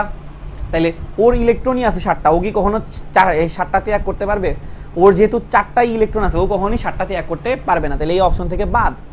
ঠিক আছে, এখানে টোটাল ইলেকট্রন কয়টা আসে? 2 2 4 1 5, তাহলে এও বাদ, কারণ 7টা সে কখনোই কি করতে পারবে না? ত্যাগ করতে পারবে না। এখানে 2 2 4 আর 6 কত? সরি, 2 2 4 আর 4 কত? 8, তাহলে সে চাইলে 7টা ত্যাগ করতে পারবে। আর এখানে আসতেছে হচ্ছে 10। এখন প্রশ্ন হচ্ছে যে সি নাকি ডি, এটা কেমনে বুঝবো? আচ্ছা, সি ডি বোঝার জন্য খেয়াল করো, এখানে আমাদের এই আয়নীকরণ বিভবের মানগুলো দেখা লাগবে। দেখো 1310 থেকে 2000 হইছে, সরি 3300 হইছে, তার বাড়ছে কতটুকু? অলমোস্ট 2000। 3300 থেকে 5320 হয়েছে, তখন বাড়ছে কত? অলমোস্ট 2000। এখান থেকে এখানে গেছে, তখনও কত বাড়ছে? অলমোস্ট 2000। এখান থেকে এখানে গেছে, অলমোস্ট কত বাড়ছে? বলা যায় 3500। এখান থেকে এখানে গেছে, অলমোস্ট বাড়ছে হচ্ছে 2500। ঠিক আছে, এবার চিন্তা করো, সে 13000 থেকে ডিরেক্টলি 71000-এ গেছে গা, তার এখন কত বাড়ছে? 58000। ঠিক আছে, আয়নীকরণ শক্তির আমরা দেখতেছি হচ্ছে তার বাড়ছে হচ্ছে কত? 58000। তার মানে বোঝা যাচ্ছে যে এইখান থেকে যখন এইখানে গেছে তার মধ্যে কিছু একটা চেঞ্জ হয়েছে। চেঞ্জটা কি? আয়নীকরণ শক্তি জিনিসটা কি ছিল? আয়নীকরণ শক্তি জিনিসটা ছিল যে আমরা ওর থেকে ইলেকট্রনটাকে সরাবো, সরানোর জন্য যেই পরিমাণ শক্তি দেওয়া লাগবে সেটাকে বলতেছে হচ্ছে আয়নীকরণ শক্তি। ঠিক আছে, আচ্ছা, সিম্পলি ইলেকট্রনটাকে সরানোর জন্য যতটুকু শক্তি দেওয়া লাগে। তো বোঝা যাচ্ছে যে ওর যখন এই 13000 পর্যন্ত ছিল, সে মোটামুটি কি ছিল? সে মোটামুটি স্টেবল ছিল। ঠিক আছে, আমার শক্তি কখন বেশি লাগবে? যখন একটা স্টেবল জিনিসকে আমরা কি করতেছি? সরানোর চেষ্টা করতেছি। ও মোটামুটি তখন কি ছিল? স্টেবল ছিল।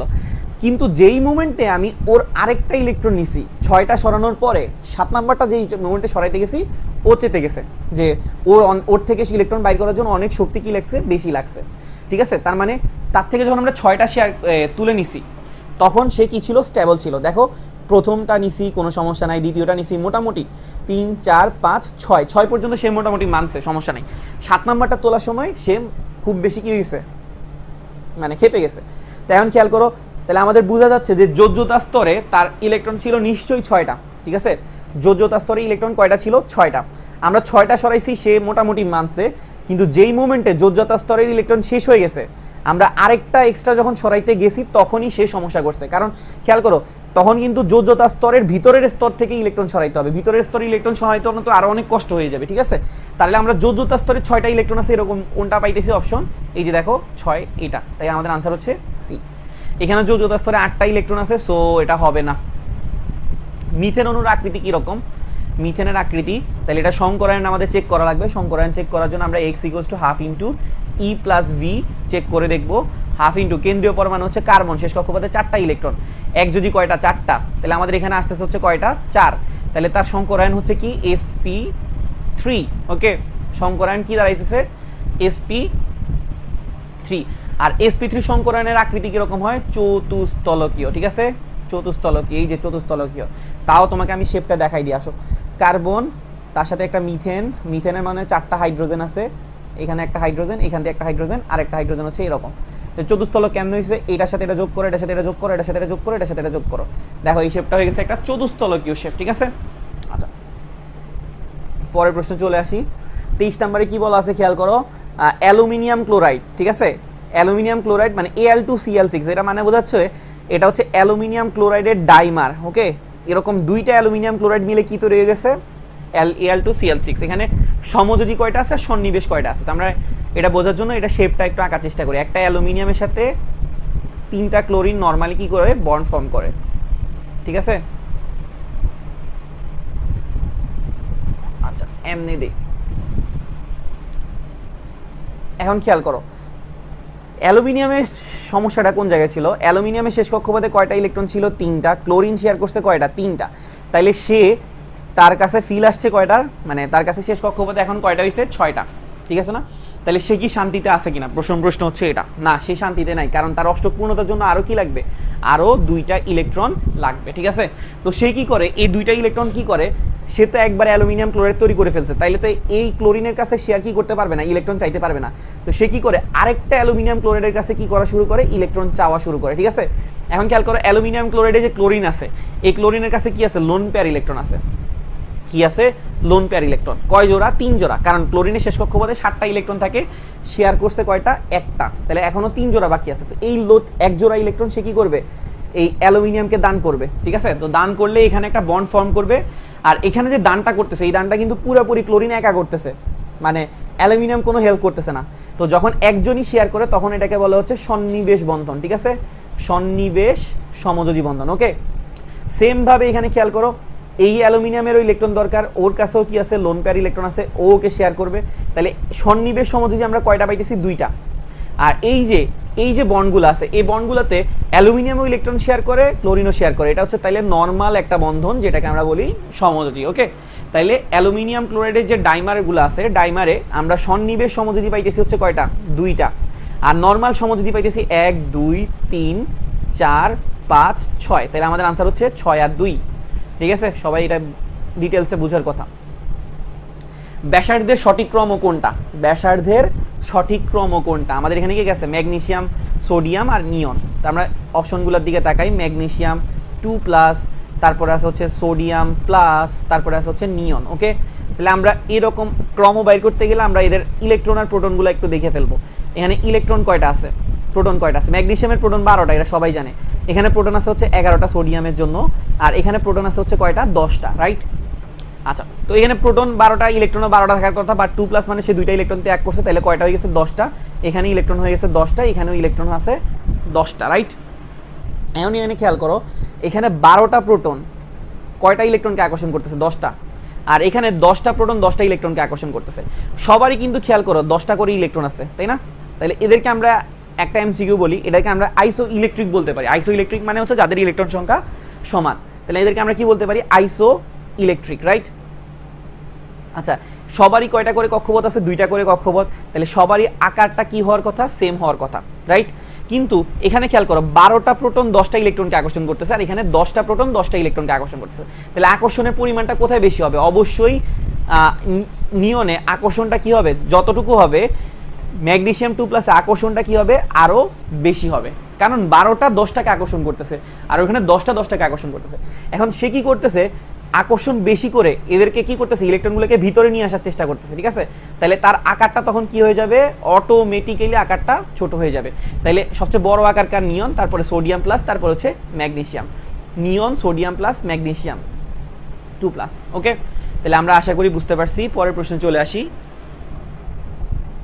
নিচের কোনটা পানিতে দ্রবণীয়, ও পানিতে দ্রবণীয় এটা বোঝা যায় হচ্ছে কি, বন্ড দেখে আর কি, যে স্ট্রং যদি বন্ড হয়, বন্ড যদি অনেক স্ট্রং হয় তাহলে পানিতে কি ডুবাইতে পারবে। আচ্ছা, পানিতে দ্রবণীয় মানে কি, পানিতে দ্রবণীয় মানে বোঝা হচ্ছে পানি এদেরকে কি পানির মধ্যে ডুবাইতে পারে কিনা, ঠিক আছে। পানি যদি কি করে পারে কিনা, এদেরকে পানির মধ্যে ডুবাইতে পারে কিনা, বা এদেরকে দ্রবণীয় করতে পারে কিনা। এখন যদি বন্ড অনেক বেশি স্ট্রং হয় তাহলে কি পানি এটাকে ডুবাইতে পারবে নাকি, পারবে না, দ্রবণীয় হবে না। কিন্তু যদি বন্ড উইক হয় তাহলে কি করতে পারবে, ইজিলি পানি এদেরকে ভাঙিয়া কি করতে পারবে, পানির মধ্যে দ্রবীভূত করে ফেলতে পারবে, ঠিক আছে। আচ্ছা, এখন আমরা বন্ড স্ট্রং নাকি উইক এটা কেমনে বুঝবো? এটা বোঝার উপায় হচ্ছে বড় একটা মানুষের সাথে বড় একটা মানুষের যে বন্ডটা হবে অনেক বেশি কি হবে, স্ট্রং হবে। আর ছোট একটা মানুষের সাথে ছোট একটা মানুষের যে বন্ডটা হবে এটা অনেক কি হবে, স্ট্রং হবে। কিন্তু খেয়াল করো একটা বড় মানুষের সাথে যদি তুমি একটা ছোট মানুষের বন্ড করাইতে যাও এটা কি হয়ে যাবে, উইক হবে। তো এইখানে খেয়াল করো সালফেট সালফেট সালফেট সালফেট সালফেটের আকার তো সবাই দেখতেছোই, জানোই, এস ডাবল বন্ড ও বন্ড ও বন্ড ও বন্ড ও আর কি, ঠিক আছে। আমি শেপটা ঠিকভাবে আঁকি নাই, বাট এরকম একটা স্ট্রাকচার, বিশাল বড়, তাহলে একটা বড় স্ট্রাকচার। তাহলে এটার সাথে একটা বড় মূলক থাকলে বন্ডটা কি হবে, অনেক স্ট্রং হবে। যেমন বেরিয়াম একটা বড় মূলক, তাইলে এখানে বড় একটার সাথে বন্ড করছে, তাহলে এটা স্ট্রং হবে। লেডও একটা বড় মূলক, সালফেটও বড় মূলক, লেডও একটা বড় মূলক, সালফাইড, এটা সালফাইড কিন্তু এটাও একটা বড় মূলক, তাইলে এদের বন্ডটা কি হবে, অনেক বেশি স্ট্রং হবে, রাইট। কিন্তু এখানে কি আছে, ছোট মূলক, সোডিয়াম হচ্ছে মোটামুটি ছোট, তাহলে এখানে বন্ডটা অত বেশি স্ট্রং হবে না। তাহলে উইক কোনটা, এটা। তাহলে উইক যত বেশি হবে পানি কি করে ফেলতে পারবে, এদেরকে তত বেশি দ্রবীভূত করে ফেলতে পারবে। তাহলে সবচেয়ে বেশি দ্রবণীয় কোনটা, সোডিয়াম সালফাইড। আচ্ছা, ভূস্তরে কোন ধাতু সবচেয়ে বেশি বিদ্যমান, কোনটা বেশি থাকবে ভূমিতে? আমরা পারমাণবিক সংখ্যার ভিত্তিতে আমরা এটাকে চিন্তা করতে পারি। পারমাণবিক সংখ্যা যাদের কম এটাকে ভূমিতে কি পাওয়া যায়, ভূমিতে বেশি পরিমাণে পাওয়া যায়, ঠিক আছে। যাদের পারমাণবিক সংখ্যাটা কম হয় তাদেরকে ভূমিতে কি পাওয়া যায়, বেশি পরিমাণে পাওয়া যায়, ওকে। এখন খেয়াল করো এখানে আমরা যদি চিন্তা করি পারমাণবিক সংখ্যা হিসাবে সবচেয়ে কম কোনটা, অ্যালুমিনিয়াম, তাইলে সবচেয়ে বেশি পরিমাণে কোনটা পাওয়া যাবে, অ্যালুমিনিয়ামকে, ঠিক আছে। যেটার পারমাণবিক সংখ্যা কম সেটা ভূমিতে কি পাওয়া যায়, বেশি, আর যেটা পারমাণবিক সংখ্যা বেশি ওটা ভূমিতে কি পাওয়া যায়, কম পরিমাণে পাওয়া যায়, ওকে। আচ্ছা, এরপরে 27 নম্বর প্রশ্নে কি বলা আছে খেয়াল করো, আয়নিক ব্যাসার্ধের কোন ক্রমটা সঠিক। এটা কিন্তু আগের একটা প্রশ্নের মতো। আমরা যদি এখানে তাকাই আমাদের অপশনে কি আছে, N3 মাইনাস, তারপরে আছে হচ্ছে FO2 মাইনাস। আচ্ছা, আমাদের স্ক্রিনটা ব্যাক করুক। হ্যাঁ, ব্যাক করছে। O2 minus, sorry O2 minus বলতে এটা আসলে এইরকম না, এটা হচ্ছে এই রকম, আর হচ্ছে কি F মাইনাস, আর হচ্ছে কি Na প্লাস। তো তুমি আগের মতো ক্রম চিন্তা করতে হলে তোমার ইলেকট্রন প্রোটন সংখ্যা চিন্তা করা লাগবে। ইলেকট্রন 10টা, এখানে ইলেকট্রন 10টা, এখানেও ইলেকট্রন 10টা, এখানেও ইলেকট্রন 10টা। প্রোটন এখানে কয়টা, 7টা, এখানে প্রোটন হচ্ছে কয়টা, 8টা, এখানে আছে 9টা, এখানে আছে হচ্ছে 11টা, ওকে। এখন একটু খেয়াল করো, তোমাকে কিন্তু আগের মতো ওই কথা, এখানে কয়টা করে কক্ষপথ আছে, 10টা যেহেতু ইলেকট্রন সবারই কয়টা করে কক্ষপথ, 2টা, রাইট, সবারই 2টা করে কক্ষপথ। এখানে খেয়াল করো 7টা প্রোটন 10টা ইলেকট্রনকে আকর্ষণ করতেছে, ঠিক আছে, আর এখানে 11টা প্রোটন 10টা ইলেকট্রনকে আকর্ষণ করতেছে।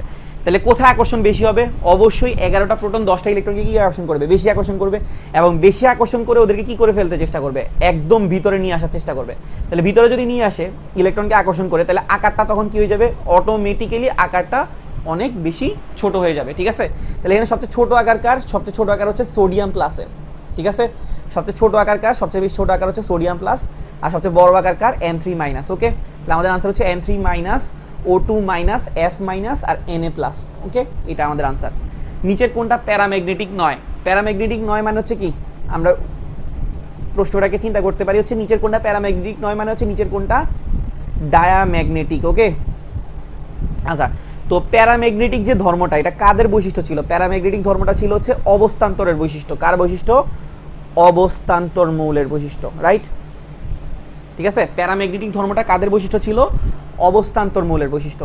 এখন অবস্থান্তরের সংজ্ঞা যদি একটু বলি, আমাদের কি শর্ত ছিল হচ্ছে ডি ব্লক মৌল হইতে হবে, তাদের সুস্থিত আয়ন থাকা লাগবে, আর ডিটা কি থাকা লাগবে, আংশিক পূর্ণ, ডি কি থাকা লাগবে, আংশিক পূর্ণ, ঠিক আছে।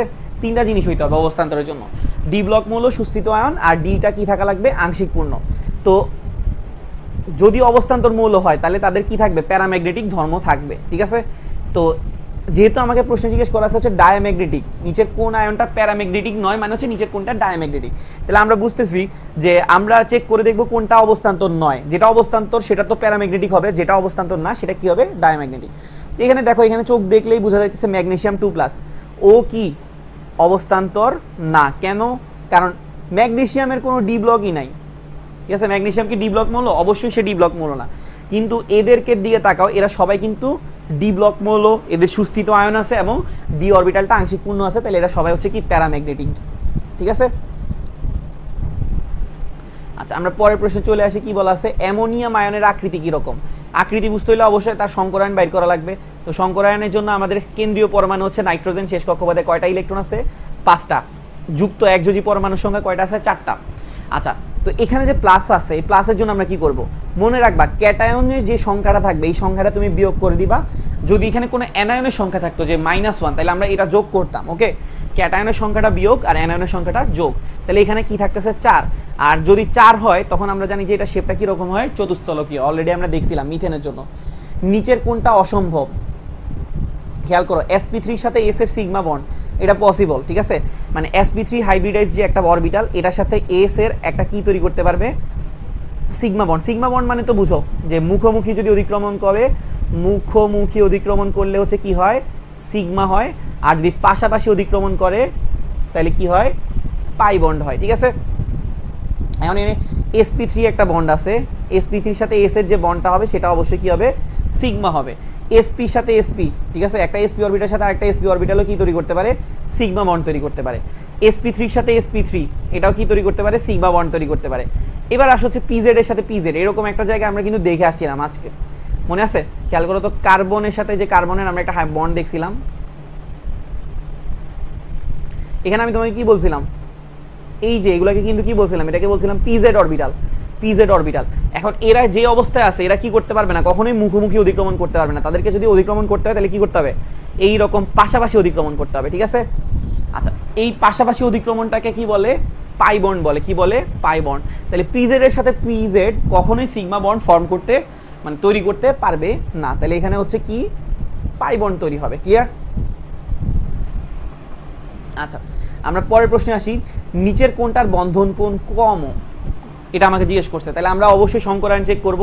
BCl3 সংকরায়ন আজকে আমি সকালে মানে প্রথম প্রশ্নে চেক করছিলাম, কত ছিল? সংকরিত অরবিটাল সংখ্যা ছিল হচ্ছে 3, তাহলে সংকরায়ন কি ছিল? sp2।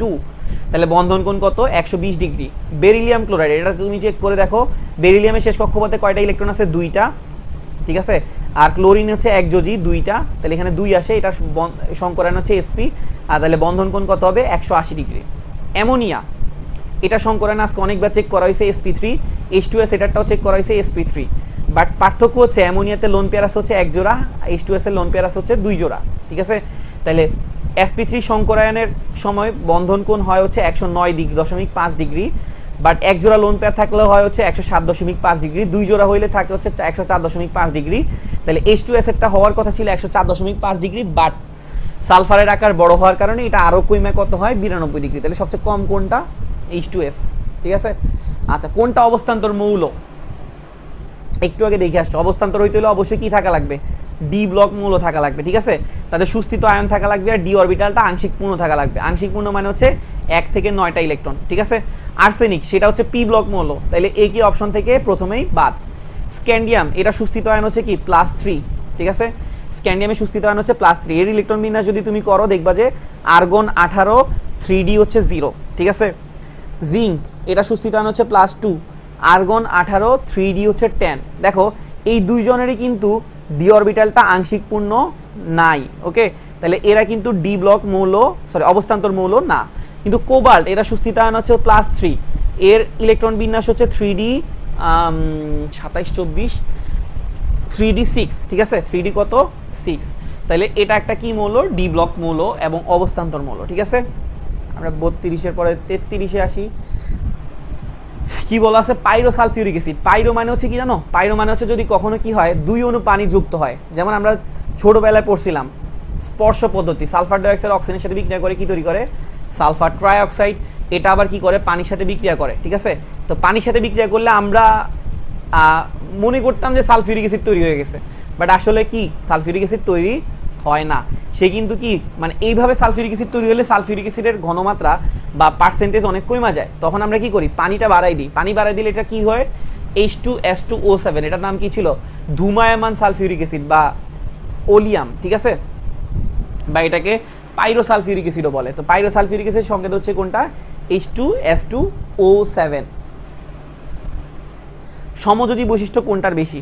তো আমরা জানি যে পড়ছি পোলার আয়ন যত বেশি হবে, পোলারাইজেশন যত বেশি হবে, সমযোজী বৈশিষ্ট্য তত কী হবে, বেশি হবে। এটার ডিটেলস একটা ক্লাস আছে ভাইয়ার চ্যানেলে, সাদাব ভাইয়ের চ্যানেলে। আমার এই চ্যাপ্টারে অনেকগুলো ডিটেলস ক্লাস আছে, তোমরা এগুলো করতে পারো, ঠিক আছে। ভাইয়াকে বললে, ভাইয়াকে মেসেজ দিলে ভাই হচ্ছে তোমাকে ক্লাসগুলোর লিঙ্ক প্রোভাইড করে দিব, ঠিক আছে। অনেকগুলো ক্লাস পাবা। আচ্ছা, পোলারাইজেশন কখন বেশি হবে? বেশি হইলে কী হবে, সমযোজী বৈশিষ্ট্য বেশি হবে, ঠিক আছে। এখন পোলারাইজেশন কখন বেশি হয়, এখানে খেয়াল করো, silver silver silver silver same আছে, চেঞ্জ হচ্ছে কোনটা, অ্যানায়নের পার্টটা। তো আমরা অ্যানায়নের জন্য, পোলারাইজেশনের জন্য ফাজানি নীতি কি বলছিল, অ্যানায়নের আকার যত বড় হবে পোলারায়ন তত বেশি হবে, সমযোজী বৈশিষ্ট্য তত কী হবে, বেশি হবে। তাহলে অ্যানায়নের আকারের দিক থেকে সবচেয়ে বড় কোনটা, আয়োডিন। তাহলে আমাদের সমযোজী বৈশিষ্ট্য কোথায় বেশি, সিলভার আয়োডাইডে, ওকে। পরের প্রশ্নে আসি, কি বলা আছে খেয়াল করো, তড়িৎযোজী বন্ধনের সমযোজী বৈশিষ্ট্য কখন বৃদ্ধি পায়? তড়িৎযোজী মানে কি, এটা মানে বোঝাইতেছে হচ্ছে আয়নিক, ঠিক আছে। আয়নিক বন্ধনের সমযোজী বৈশিষ্ট্য, এটাকেই বলে হচ্ছে কি পোলারায়ন, ঠিক আছে। পোলারায়নের সংজ্ঞা কি ছিল, আয়নিক যৌগের সমযোজী বৈশিষ্ট্য। এটা কখন বৃদ্ধি পায়, এটা ডিপেন্ড করে হচ্ছে ফাজানের রুলের উপর, ঠিক আছে। তো ফাজান কি বলছিল যে ক্যাটায়নের আকার যত কি হবে, ছোট হবে, অ্যানায়নের আকার যত কি হবে, বড় হবে, আর চার্জের পরিমাণটা যত কি হবে, বেশি হবে, আর ডি ব্লকের মোলের উপস্থিতি হবে, ঠিক আছে। তো বৃদ্ধি পায় কখন, যখন ক্যাটায়নের আকার ছোট হয়, তাহলে এটা ঠিক আছে। কিন্তু ক্যাটায়নের আকার বৃহৎ হলে এটা তো ভুল, অ্যানায়নের আকার বৃহৎ হওয়া লাগে তাহলে এটাও ভুল, চার্জের পরিমাণটা বেশি হওয়া লাগে এটাও ভুল, ওকে। একই উপশক্তি স্তরে যে সকল অরবিটালের শক্তি সমান তাদেরকে কি বলা হয়, খেয়াল করো। আমরা জানি নর্মালি ডি ব্লক, ধরো আমরা ডি ব্লকের কথা চিন্তা করি, ডি অরবিট ব্লকের মধ্যে যে আর 5টা অরবিটাল ছিল, d x, d x y, d y z, d z x, এগুলো শক্তি কিন্তু কি সেম, ঠিক আছে। এগুলো শক্তি কিন্তু কি সেম। এই যে অবস্থাটা সেটাকে বলা হচ্ছে ডিজেনারেট অবস্থা। শক্তি যখন সেম থাকে এটাকে কি বলে, ডিজেনারেট। কিন্তু যখন লিগেন্ড আসে, লিগেন্ড আসলে কি হয়ে যায়, এটা ফাটে, মানে স্প্লিট হয়ে যায়। স্প্লিট হয়ে নিচে দুইটা চলে যায়, উপরে দুইটা চলে যায়, নিচে কয়টা চলে যায়, 3টা। এই যে ফাটলো বা স্প্লিট হইলো, এটাকে বলা হচ্ছে নন ডিজেনারেট অবস্থা। নন ডিজেনারেটে এটা শক্তি বেশি আর এটা শক্তি কম, ঠিক আছে। তাইলে শক্তি যখন সেম থাকে তখন সেটাকে বলা হচ্ছে ডিজেনারেট, আর যখন সেম নাই তখন এটা নন ডিজেনারেট। আচ্ছা, পরের প্রশ্নে আসি, কি বলা আছে খেয়াল করো। আচ্ছা, আমাদের স্ক্রিনটা চলে গেছে, স্ক্রিনটা ব্যাক করুক। হ্যাঁ, আচ্ছা, আমরা পরের প্রশ্নে আসি, কি বলা আছে খেয়াল করো, 37 নম্বরে, PCl5 এর সংকরায়ন, সরি PCl3 এর সংকরায়ন, PCl3। তো তাহলে আমাদের কেন্দ্রীয় পরমাণু ফসফরাস শেষ কক্ষপথে কয়টা ইলেকট্রন আছে, 5টা, একযোজী যুক্ত আছে 3টা, তাহলে এখানে আসতেছে হচ্ছে 4। তাহলে অবশ্যই আমরা চোখ বন্ধ করে কোনটা দেখাবো, sp3। উভধর্মী কোনটা, উভধর্মী বলতে এখানে আসলে বুঝাইছে হচ্ছে H2CO2, H2SO4, H2SO2, NaOH। উভধর্মী বলতে এটা বুঝাইছে হচ্ছে কোনটা অ্যাসিড এবং ক্ষার দুইটা হিসেবে কাজ করে, ঠিক আছে। তো আমরা ব্রনস্টেড লাউরির তত্ত্বে পড়ে আসছিলাম, পানি কি করতে পারে, H+ দিতে পারে, আবার পানি কি করতে পারে, H+ গ্রহণও করতে পারে, রাইট। তাইলে একই সাথে সে কি করতে পারে, H+ যখন দিছে তখন তার কি ধর্ম প্রকাশ পাইছে, অ্যাসিডিক ধর্ম। আর যখন সে H+ গ্রহণ করছে তখন এটাকে কি বলে, ক্ষার, ঠিক আছে না। তাহলে পানি একই সাথে দুইটা ধর্মই দেখাইতেছে, এটাকে আমরা বলতেছি হচ্ছে উভধর্মী যৌগ। নিচের কোনটা সুপার অক্সাইড, আমরা জানি যে অক্সিজেনের 3টা জারণ অবস্থা আছে, একটা হচ্ছে কি -2, একটা হচ্ছে -2, আর একটা হচ্ছে -1, আর একটা হচ্ছে -1/2। -2টাকে কি বলা হয়, অক্সাইড, -1কে বলা হচ্ছে পার অক্সাইড, -1/2কে বলা হচ্ছে সুপার অক্সাইড, ওকে। তাহলে এখন আমার চেক করা লাগবে অক্সিজেনের জারণ মান কত। পটাশিয়ামের জারণ মান হচ্ছে 1, অক্সিজেনের জারণ মান ধরো আমি জানি না, তাহলে কত ধরবো, 2, মানে x ধরবো, আর দুইটা আছে তাই 2x দিলাম, টোটাল জারণ মান কি হবে, 0। এখান থেকে আমি x এর মানটা যদি বাইর করি তাহলে কি আসে, -1/2। তাহলে এটা হচ্ছে আমাদের সুপার অক্সাইড, ওকে। নিচের কোনটা উভধর্মী অক্সাইড, তুমি সকালেই দেখছো, মানে শুরুর ক্লাসেই দেখছো। আচ্ছা, কত ডিগ্রি সেলসিয়াস তাপমাত্রায় হীরক কিসে পরিণত হয়, গ্রাফাইটে পরিণত হয়, 1000 ডিগ্রি সেলসিয়াস তাপমাত্রায়। মানে আমরা জানি যে কার্বনের দুইটা রূপভেদ ছিল, একটা ছিল হচ্ছে হীরক আর একটা ছিল হচ্ছে গ্রাফাইট। কনভার্ট হয় কততে, 1000 ডিগ্রি সেলসিয়াস তাপমাত্রায়। ড্রাই আইস তুমি অনেক জায়গায় দেখবা, ঠিক আছে।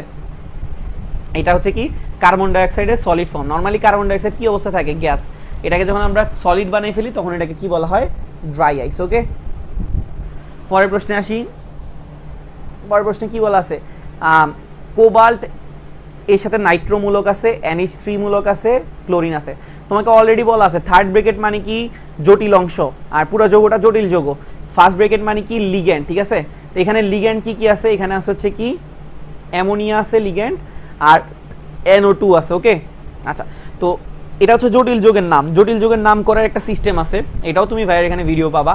তোমার প্রথম হচ্ছে কি, তোমার হচ্ছে প্রথমে লিখতে হবে হচ্ছে লিগ্যান্ডের সংখ্যা, প্রথমে লিখতে হবে হচ্ছে লিগ্যান্ডের সংখ্যা, তারপরে লিখতে হবে লিগ্যান্ডের নাম, তারপরে লিখতে হবে হচ্ছে ক্যাটায়নের নাম। ঠিক আছে, নাম দেওয়ার পরে হবে না, তার কিন্তু জারণ সংখ্যাটাকে রোমানে লিখতে হবে, তারপরে লাস্টে এসে তুমি কি লিখবা, অ্যানায়ন। ওকে, আচ্ছা, তো আমরা এখানে দেখি কোবাল্ট, কোবাল্টের জারণ অবস্থা কত। তো আমরা কোবাল্টের যদি জারণ অবস্থা বাইর করতে চাই, কোবাল্টকে আমি যদি এক্স ধরি, নাইট্রো, নাইট্রো মূলকে জারণ মান কত হয়, -1। অ্যামোনিয়া, এটা একটা স্টেবল যৌগ, তাহলে জারণ সংখ্যা কত হবে, 0। ক্লোরিন -1, তাহলে দুইটা আছে তাই -2। তাহলে আমরা যদি দেখি এখানে এক্সের জারণ মান কত আসতেছে, 3। তার মানে কোবাল্টের জারণ মান হচ্ছে 3। যেহেতু এই অপশন আর এই অপশন বাদ চলে গেছে, কারণ তাদের রোমান সংখ্যায় জারণ মানটা লেখা ভুল হয়েছে। ঠিক আছে, আচ্ছা, এবার আসে হচ্ছে বাকিগুলা। তো বাকিগুলোতে তুমি দেখো এখানে লিগ্যান্ডের সংখ্যা, যেমন অ্যামোনিয়া, অ্যামোনিয়া কয়টা আছে, 5টা, তাইলে কি হবে, পেন্টা, কি হবে, পেন্টা। ঠিক আছে, আর অ্যামোনিয়া যখন হয়, অ্যামোনিয়া যখন লিগ্যান্ড হয়, তখন তার নাম কিন্তু অ্যামোনিয়া হয় না, তখন তার নাম হচ্ছে অ্যামিন। ওকে, তাহলে পেন্টা অ্যামিন। এরপরে খেয়াল করো নাইট্রো, নাইট্রো কিন্তু লিগ্যান্ড, তাহলে নাইট্রো, নাইট্রো একটাই আছে তাই কিছু লেখা লাগে নাই, বা তুমি যদি লিখতে চাইতে মনো নাইট্রো লিখতে পারতাম, মনো নাইট্রো। এরপরে খেয়াল করো এখানে নাইট্রোজেন আছে, নাইট্রোজেন হচ্ছে এই এন এর জন্য, এনটা যেহেতু কোবাল্টের মাধ্যমে যুক্ত তাই এখানে এন আসছে। তারপরে কোবাল্ট, কোবাল্টের জারণ মান, তারপর হচ্ছে ক্লোরাইড। ঠিক আছে, তাহলে এই সিরিয়ালটা ঠিক আছে। কিন্তু এখানে দেখো এখানে কি আছে, নাইট্রিটো, নাইট্রিটো বলে পৃথিবীতে কিছু নাই, এটা ভুল নাম। ঠিক আছে, আচ্ছা, নিচের কোন সিরিজটা পর্যায়বৃত্ততা অনুসরণ করে না, মানে পর্যায়বৃত্তিক যে সিরিয়ালটা সেটা অনুসরণ করে না কোনটা। তা আমরা দেখতেছি হচ্ছে রুবেডিয়াম, সিজিয়াম, ফ্রান্সিয়াম, এটা ঠিক আছে। কেমনে বুঝছি, আমরা যদি প্রথম গ্রুপটা দেখি, লিথিয়াম, সোডিয়াম, পটাশিয়াম, রুবেডিয়াম, তারপরে আছে হচ্ছে কি সিজিয়াম, ফ্রান্সিয়াম, তাহলে দেখো এটা কিন্তু পর্যায় সারণীটা অনুসরণ করছে, তাহলে এটা ঠিক আছে। ঠিক আছে, গ্যালিয়াম, ইন্ডিয়াম, টাইটেনিয়াম, এটাও ঠিক আছে। কপার, সিলভার, গোল্ড, এটাও ঠিক আছে। জিঙ্ক, ক্যাডমিয়াম, মার্কারি, এটাও ঠিক আছে। তাহলে অনুসরণ করে না জিজ্ঞেস করছে কোনটা, আমি দেখতেছি সবগুলো অপশনই কি করছে, অনুসরণ করছে। ঠিক আছে, আচ্ছা, তারপরে বলতেছে কি কোনটার মধ্যে বিশুদ্ধ আয়রন বেশি থাকে, এটা হচ্ছে নিকেল স্টিল। ঠিক আছে, নিকেল স্টিলের মধ্যে কি থাকে, বিশুদ্ধ আয়রন বেশি থাকে। নাইট্রোজেন এবং ফসফরাস পর্যায় সারণীতে একই গ্রুপে অবস্থিত। নাইট্রোজেন অণুর সংখ্যা যদি হয় N2, তাহলে ফসফরাসের সংকেত কোনটা হবে, তো তোমার কি মনে হয় ফসফরাস P2 হবে না, ফসফরাস যৌগ তৈরি করে হচ্ছে কয়টা মিলে, 4টা ফসফরাস মিলে। ঠিক আছে, এই যৌগটার নাম হচ্ছে শ্বেত ফসফরাস, শ্বেত ফসফরাস। ওকে, এটা একটা সলিড। ঠিক আছে, এটা একটা সলিড অবস্থা আর কি। আচ্ছা, তারপরে দেখো ইলেকট্রোনেগেটিভিটি সঠিক ক্রম কোনটা, আজকে শুরুতেই পড়ে আসছো। ঠিক আছে, সবচেয়ে বেশি তড়িৎ ঋণাত্মক কে ছিল, সবচেয়ে বেশি তড়িৎ ঋণাত্মক ছিল হচ্ছে আমাদের ফ্লোরিন। ঠিক আছে, তারপরে ছিল হচ্ছে কি, তারপরে ছিল হচ্ছে অক্সিজেন, তারপরে ছিল হচ্ছে নাইট্রোজেন, তারপরে ছিল হচ্ছে কার্বন। তাহলে আমাদের সিরিয়ালটা হচ্ছে এরকম, fluorine, oxygen, nitrogen, carbon. Fluorine, oxygen, nitrogen, carbon কোন অপশনে আছে, আমাদের 4 নাম্বার অপশনে কিন্তু। ঠিক আছে, PCl5 এর আকৃতি কীরকম, তাহলে আমার সংকরায়ন চেক করা লাগবে। PCl5 এর, PCl5 এর সংকরায়ন চেক করি, তাহলে আমরা দেখতেছি হচ্ছে কীরকম, ফসফরাসের শেষ কক্ষপথে 5টা ইলেকট্রন, এক যদি 5টা, তাহলে সংকরিত অরবিটাল সংখ্যা 5 আসতেছে, তাহলে তার সংকরায়ন হচ্ছে sp3d। ঠিক আছে, sp3d। তো এটার সংকরায়নের আকৃতিটা হবে ট্রাইগোনাল প্ল্যানার। ওকে, মানে ত্রিভুবনাকার, সরি ট্রাইগোনাল প্ল্যানার বলতেছি ভুলে, ট্রাইগোনাল বাইপিরামিডাল। ওকে, তো এটা মুখস্থ রাখলেও মুখস্থ রাখতে পারো, আর যদি আমি তোমাকে বুঝাইতে চাই দেখো কীরকম, PCl5, ঠিক আছে, অলওয়েজ মনে রাখবা উপরে একটা থাকে নিচে একটা থাকে। ঠিক আছে, বাকি আছে কয়টা, ক্লোরিন 3টা থাকবে হচ্ছে, বাকিগুলো থাকবে হচ্ছে সমতলে। ওকে, তো এটা হচ্ছে PCl5 এর স্ট্রাকচার। এখন এই স্ট্রাকচারটাকে যোগ করো, এই যে যোগ করলা, এই শেপটার নাম হচ্ছে ত্রিভুজ।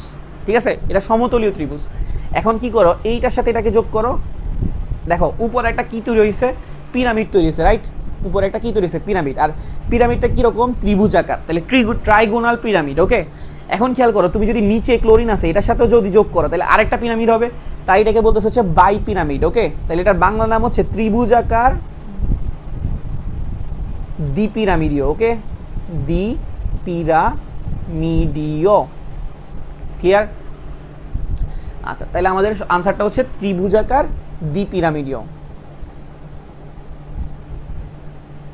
আচ্ছা, DsP2 সংকরায়ন কোথায় ঘটছে, আচ্ছা, DsP2 সংকরায়ন কোথায় করছে? এটা তো নর্মালি হওয়ার কথা ছিল না। নর্মালি সংকরায়ন কীরকম হয়? sp দেখছো, sp2 দেখছো, sp3 দেখছো, sp3d দেখছো, তাহলে DsP2 কখন হয়েছে? এটা তো তাইলে নিশ্চয়ই কোনো নর্মাল কিছু না, এটা হচ্ছে স্পেশাল। এই স্পেশাল জিনিসটা কখন ঘটে? আমরা জানি যে স্পেশালিটি কোথায় দেখছিলা? জটিল যোগে, ঠিক আছে, জটিল যোগ। তাইলে ও অপশন থেকে প্রথমে বাদ চলে গেছে, বাকি তিনটা অপশনই কিন্তু জটিল যোগ, ঠিক আছে। এবং জটিল যোগের মধ্যে তাইলে একটা স্পেশাল ঘটনা ঘটছে। এই ঘটনাটা নর্মালি ঘটে না, এটা হচ্ছে তোমার টেট্রামিন কপার সালফেটের জন্য ঘটে। এটা একটা ব্যতিক্রমধর্মী ঘটনা। আচ্ছা, এই ঘটনাটা ঘটার একটা কারণ আছে। কারণটা হইতেছে সে যদি নর্মালি সংকরায়ন করতো, তার সংকরিত অরবিটাল সংখ্যা কত ছিল? দেখো 4। সংকরিত অরবিটাল সংখ্যা যদি 4 হয়, তাহলে সে অবশ্যই, দেখো এই যে লোন পেয়ার 4টা না, সংকরিত অরবিটাল সংখ্যা 4টা, তাহলে তার সংকরায়ন হওয়ার কথা ছিল কোনটা? sp3। বাট সে কি করছে? sp3 না হয়ে কি হয়ে গেছে? DsP2, ঠিক আছে না? তো এটা হওয়ার কারণটা কি? সে যদি এরকম বন্ড ফর্ম করতো, তাহলে তার বন্ডে যে স্ট্রেসটা অনেক বেশি হইতো, মানে সে স্টেবল হইতো না। সে এরকম একটা স্ট্রাকচার ফর্ম করে কি হয়েছে? স্টেবল হয়েছে। এটার অনেক বিতর্কত কাহিনী আছে, সো এটাতে আর গেলাম না, ঠিক আছে, একটু মনে রাখবা। আন্তঃআণবিক বল কিসের উপর নির্ভর করে না? আন্তঃআণবিক বল মানে হচ্ছে কি? দুইটা অণুর মধ্যাকার যে আকর্ষণ বল, এদের মধ্যে যে আকর্ষণ বল, এটাকে বলতেছে হচ্ছে আন্তঃআণবিক আকর্ষণ বল, ঠিক আছে। এখন এই আন্তঃআণবিক আকর্ষণ বলটা কি এখানে প্লাস মাইনাস যদি থাকে, এদের উপর নির্ভর করবে? প্লাস মাইনাসের মধ্যে যে আকর্ষণ বল, এটাকে বলা হচ্ছে বৈদ্যুতিক আকর্ষণ বল, ঠিক আছে না? বৈদ্যুতিক আকর্ষণ বল। তাইলে এটার উপরে কখনোই কি করবে না? আন্তঃআণবিক মানে দুইটা অণুর মধ্যাকার আকর্ষণ বল নির্ভর করে না, ঠিক আছে। তাহলে আমাদের আনসারটা হচ্ছে আন্তঃআণবিক আকর্ষণ বল কোটার উপর নির্ভর করে না? স্থির বৈদ্যুতিক আকর্ষণ বল, ঠিক আছে। তো আচ্ছা, তো আমাকে 51 নম্বর প্রশ্নে কি বলা আছে খেয়াল করো। K3FeCN6 যোগে কি ধরনের বন্ধন বর্তমান? ওকে, তো তোমাকে আবারও দেখতেছো তুমি থার্ড ব্র্যাকেট আছে, তাহলে অবশ্যই এটা একটা জটিল যোগ। থার্ড ব্র্যাকেটের ভিতরের অংশটা হচ্ছে জটিল অংশ। তো জটিল অংশের মধ্যে কি আছে? আয়রন আছে, সায়ানাইড আছে। সায়ানাইড যেহেতু ফার্স্ট ব্র্যাকেটের ভিতরে আছে, তাহলে আমাদের সায়ানাইড হইতেছে লিগ্যান্ড, ওকে। আর লিগ্যান্ডরা কোন বন্ধনের মাধ্যমে থাকে? এটা তুমি অলরেডি আগে একটা এমসিকিউতে পাইছিলা, ওরা হচ্ছে যে সন্নিবেশ সমযোজী বন্ধনের মাধ্যমে থাকে, ঠিক আছে। তাহলে সায়ানাইড সায়ানাইড সায়ানাইড পায়ে গেছে, ওকে। আচ্ছা, এখন হচ্ছে কি, এই যে আয়নগুলো আছে এখানে কি ছিল? এই সবগুলা সায়ানাইড যখন আয়রনকে ঘিরে ধরবে, তখন এটা পুরোটা চার্জ হবে হচ্ছে 3-। এখন এই 3টা মাইনাসকে প্রশমিত করার জন্য 3টা পটাশিয়াম আসবে। তো এই যে দেখো এখানে K3 ছিল, তাহলে ক্যাটায়ন প্লাস চার্জ আর মাইনাস চার্জ, এদের মধ্যে কি ধরনের বন্ধন বর্তমান? এদের মধ্যে হচ্ছে আয়নিক বন্ধন বর্তমান, ঠিক আছে। আর আমরা দেখলাম এখানে একটা সন্নিবেশ সমযোজী বন্ধনও আছে। আবার খেয়াল করো, সায়ানাইডের যে যৌগটা, সায়ানাইডের মধ্যে কার্বন আর নাইট্রোজেনের মধ্যে কিন্তু কি আছে? এই যে বন্ধন আছে, এগুলোকে বলা হচ্ছে সমযোজী বন্ধন। তাইলে আমাদের আনসার হচ্ছে সব কয়টা, ওকে। পেঁয়াজ কাটার সময় চোখের জ্বালা পড়ার জন্য দায়ী কোন গ্যাস? ঠিক আছে, পেঁয়াজ কাটলে হচ্ছে সালফার ডাইঅক্সাইড গ্যাস তৈরি হয়, ওইগুলো হচ্ছে আমাদের চোখে আর মুখে কি করে? জ্বালা পোড়া করে, ওকে। আচ্ছা, পরের প্রশ্নে কি বলা আছে? SF6 এ কি ধরনের সংকরায়ন বর্তমান? তাহলে তুমি ডিরেক্টলি কি করবা? কেন্দ্রীয় পরমাণু হচ্ছে সালফার, শেষ কক্ষপথে 6টা ইলেকট্রন। ফ্লোরিন একযোজি কয়টা আছে? একটা করে 6টা, ঠিক আছে। তাহলে 12 2 দিয়ে ভাগ করলে 6 হইলে কি হবে? sp3d2। তাহলে sp3d2 হচ্ছে আমাদের এই সংকরায়নটা। বলয় পরীক্ষা দ্বারা কোন মূলকটা নির্ণয় করা হয়? নাইট্রেট মূলক, ঠিক আছে। নাইট্রেট মূলকটাকে আমরা কি দ্বারা নির্ণয় করি? বলয় পরীক্ষা। আচ্ছা, তারপরে কি বলা আছে? 55 নাম্বার, কোনটা অদক্ষেপ তৈরি করে? তো আজীবন মনে রাখবা, অদক্ষেপের সাথে ওতপ্রোতভাবে জড়িত আছে হচ্ছে কি? সিলভার। সিলভার সুযোগ পাইলে কি তৈরি করে ফেলে? অদক্ষেপ তৈরি করে ফেলে, ঠিক আছে। তো সিলভার কোন অপশনে আছে? সিলভার নাইট্রেট আর ক্যালসিয়াম অক্সালেট একটা সংকেত দেওয়া আছে। তো এটা কি করতে পারতেছে? পদক্ষেপ তৈরি করতে পারতেছে। কোন বিক্রিয়াটা স্বতঃস্ফূর্তভাবে ঘটে, মানে নিজে নিজে ঘটে, ঠিক আছে। এখানে খেয়াল করো, ক্লোরিন কি করতেছে? ফ্লোরিনকে সরাই দিয়ে কি তৈরি করতেছে? ফ্লোরিন গ্যাস আর সোডিয়াম ক্লোরাইড, ওকে। তাহলে এখন দেখো প্রতিস্থাপন করতেছে। এখন প্রতিস্থাপন কারা করবে? অবশ্যই একটা শক্তিশালী মানুষ একটা দুর্বল মানুষকে কি করবে? প্রতিস্থাপন করবে, রাইট। তাইলে ক্লোরিন যেহেতু ফ্লোরিনকে সরাইতেছে, অবশ্যই ক্লোরিনের শক্তিটা কি হইতে হবে? ফ্লোরিন থেকে বেশি হইতে হবে। শক্তির জিনিসটাকে আমরা এখানে বলি হচ্ছে সক্রিয়তা, ঠিক আছে। শক্তির যে কথা, কেমিস্ট্রিতে সক্রিয়তাও কিন্তু কি কথা? সেম কথা। তো আমরা যদি হ্যালোজেনের দিকে তাকাই, হ্যালোজেনের সক্রিয়তার ক্রমটা হচ্ছে এরকম: ফ্লোরিন, ক্লোরিন, ব্রোমিন, আয়োডিন, ওকে। তাহলে সবচেয়ে বেশি সক্রিয় কে? ফ্লোরিন। ক্লোরিনকে সরাইতে পারবে, ফ্লোরিন ব্রোমিনকেও সরাইতে পারবে, আয়োডিনকেও সরাইতে পারবে, কিন্তু ক্লোরিন কখনোই কি করতে পারবে না? ফ্লোরিনকে সরাইতে পারবে না, ঠিক আছে। আমাদের স্ক্রিনটা ব্যাক করুক। ক্লোরিন কি করতে পারবে না? কখনোই ফ্লোরিনকে সরাইতে পারবে না, ঠিক আছে। তার মানে 1 নম্বর অপশন যেটা দেওয়া আছে, তাহলে এটা ভুল, ঠিক আছে, স্বতঃস্ফূর্তভাবে বা নিজে নিজে হবে না, ঠিক আছে, 1 নাম্বারটা নিজে নিজে হবে না, কারণ এখানে ফ্লোরিনকে সরাইতেছে, ক্লোরিন কখনোই ফ্লোরিনকে সরাইতে পারবে না। আয়োডিন এটাও কখনো কি করতে পারবে না, ফ্লোরিনকে সরাইতে পারবে না, কিন্তু ক্লোরিন ব্রোমিনকে সরাইতে পারবে, ক্লোরিন কিন্তু ব্রোমিনকে সরাইতে পারবে, কারণ ব্রোমিনের চেয়ে ক্লোরিনের পাওয়ার বেশি। তাহলে আমাদের আনসার হচ্ছে সি নাম্বার অপশনটা। এরপরে আমরা চলে আসি হচ্ছে 57 নাম্বার প্রশ্নে। কি বলা আছে, টেট্রামিন কপার ক্লোরাইড, এখানে কপারের সন্নিবেশ সংখ্যা কত? তো তোমাকে বলছিলাম জটিল অংশ হচ্ছে থার্ড ব্র্যাকেটের ভিতরেরটা, ফার্স্ট ব্র্যাকেটের অংশটাকে বলা হচ্ছে লিগেন্ড, আর লিগেন্ডের সংখ্যাটাকেই বলা হচ্ছে সন্নিবেশ সংখ্যা, 4টা, তাই 4। এটা তো তুমি দেখছো অ্যালুমিনিয়াম ক্লোরাইডের ডাইমার 6 আর 2 ছিল, ঠিক আছে, সমযোজী 6 আর সন্নিবেশ সমযোজী 2। নিচের কোনটা সত্য নয়?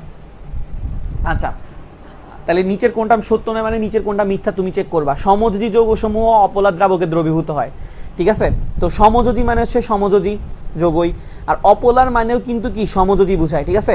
তাহলে সমযোজী যৌগগুলা সমযোজী দ্রাবকে দ্রবীভূত হয় কি হয় না? হ্যাঁ হয়। এটা একটা তত্ত্ব ছিল, তত্ত্বটার নাম ছিল হচ্ছে like father like son, like father like son মানে হচ্ছে বাবা যেরকম হবে ছেলে এরকম হবে, এরকম মানে সমযোজী জিনিসগুলো সমযোজী দ্রাবকে দ্রবণীয় হয়, আর আয়নিক যৌগগুলো আয়নিক দ্রাবকে দ্রবণীয় হয়, ঠিক আছে। বিশুদ্ধ সমযোজী যৌগের তড়িৎ ঋণাত্মকতার মান সমান, হ্যাঁ এটাও ঠিক আছে। বিশুদ্ধ সমযোজী যৌগ কীরকম, যেমন Cl2, এখানে খেয়াল করো ক্লোরিন হচ্ছে বিশুদ্ধ সমযোজী যৌগ, কারণ ক্লোরিনের সাথে ক্লোরিনের যে তড়িৎ ঋণাত্মকতার কি হবে, সেম, ঠিক আছে, তড়িৎ ঋণাত্মকতার পার্থক্যটা এখানে কি চলে আসে, 0। তাহলে বিশুদ্ধ সমযোজী যৌগের তড়িৎ ঋণাত্মকতার মান সমান, এটাও ঠিক আছে। আচ্ছা, সমযোজী যৌগগুলো কি করে না, বিদ্যুৎ পরিবহন করে না, বিদ্যুৎ পরিবহন করে হচ্ছে কি আয়নিক। তাহলে এই 3টা অপশনই কিন্তু কি সঠিক, কিন্তু প্রশ্ন জিজ্ঞেস করছে কোনো সত্য নয়, তাহলে 4 নাম্বারটাই হবে। 4 নাম্বারে কি বলা আছে দেখো, সমযোজী যৌগসমূহ সাধারণত পোলার, এটা পোলার না, সমযোজী যৌগগুলো কি হয়, অপোলার হয়, ঠিক আছে। যে সকল শর্ত দ্বারা পোলারায়নের নীতি পরিমাপ করা হয় তাকে কি বলা হয়, আমরা জানি ফাজানের নীতি দিয়ে পরিমাপ করি আমরা। আচ্ছা, পরের প্রশ্নে আসি, খেয়াল করো, সন্নিবেশ সমযোজী বন্ধনের ক্ষেত্রে মুক্তজোড় ইলেকট্রন দান করে তাদেরকে কি বলা হয়? আমরা জানি যে যারা মুক্তজোড় মানে লোন পেয়ার ইলেকট্রন দান করে তাদেরকে আমরা কি বলি, লিগেন্ড বলি, ঠিক আছে না। আচ্ছা, সালফার ডাইঅক্সাইড আর ক্যালসিয়াম হাইড্রোক্সাইডের বিক্রিয়ায় উৎপন্ন পদার্থ দিয়ে কি তৈরি করা হয়? দ্রাবক হিসেবে ব্যবহার করা হয়। জিনিসটা কীরকম আমি তোমাকে বলি, একটা প্ল্যান্ট আছে, ওই প্ল্যান্টটার নাম হচ্ছে FGD, বাংলা এটাকে বলে ফ্লু গ্যাস ডিসালফারাইজেশন, ঠিক আছে, ফ্লু গ্যাস ডিসালফারাইজেশন। এটার কাজটা হইতেছে তোমার ফ্লু গ্যাস মানে বাতাসে যে সালফার ডাইঅক্সাইড আছে, এই সালফার ডাইঅক্সাইডের পরিমাণটা কমাই ফেলা, ঠিক আছে। কেন? কারণ সালফার ডাইঅক্সাইড যদি তোমার শরীরে যায়, তোমার শরীরটা কি হয়ে যাবে, তুমি যদি নিঃশ্বাসে কতক্ষণ নাও তুমি আস্তে আস্তে নিস্তেজ হয়ে যাবা, ঠিক আছে। তাইলে এই প্ল্যান্টের কাজটা হইতেছে সালফার ডাইঅক্সাইডটাকে সরাই ফেলায়। তো সরানোর জন্য ওরা কি ইউজ করে, ক্যালসিয়াম হাইড্রোক্সাইড। ক্যালসিয়াম হাইড্রোক্সাইডে কি করে, সালফার ডাইঅক্সাইডটাকে সরাই দ্রাবক হিসেবে সে কি করে যায়, নিয়ে চলে যায়, ঠিক আছে। তাহলে এটার কাজ হইতেছে দ্রাবক হিসেবে ব্যবহার করা। 4 নম্বরে, নিচের কোনটা রঙিন যৌগ তৈরি করে? রঙিন যৌগ তৈরি করা কার বৈশিষ্ট্য ছিল, অবস্থান্তরের বৈশিষ্ট্য, ঠিক আছে। তো অবস্থান্তরের জন্য তো সংজ্ঞা অনেকবার বলছিলাম, খেয়াল আছে আশা করি। এখানে দেখো ডি অরবিটালটা আংশিক পূর্ণ থাকা লাগবে, এখানে 3D হচ্ছে 0, এটা 3D 10, এটা বলছিলাম। এর তো 3D নাই, তাইলে ও বাদ, ওরাও বাদ, ঠিক আছে। এদের ডি অরবিটালটা কি আংশিক পূর্ণ নাই, নিকেল 2+, এটা ডি অরবিটালটা আংশিক পূর্ণ, মোস্ট প্রবাবলি ডি নিকেল তো 28 26, তাইলে মনে হয় D7/D8 এরকম কিছু একটা।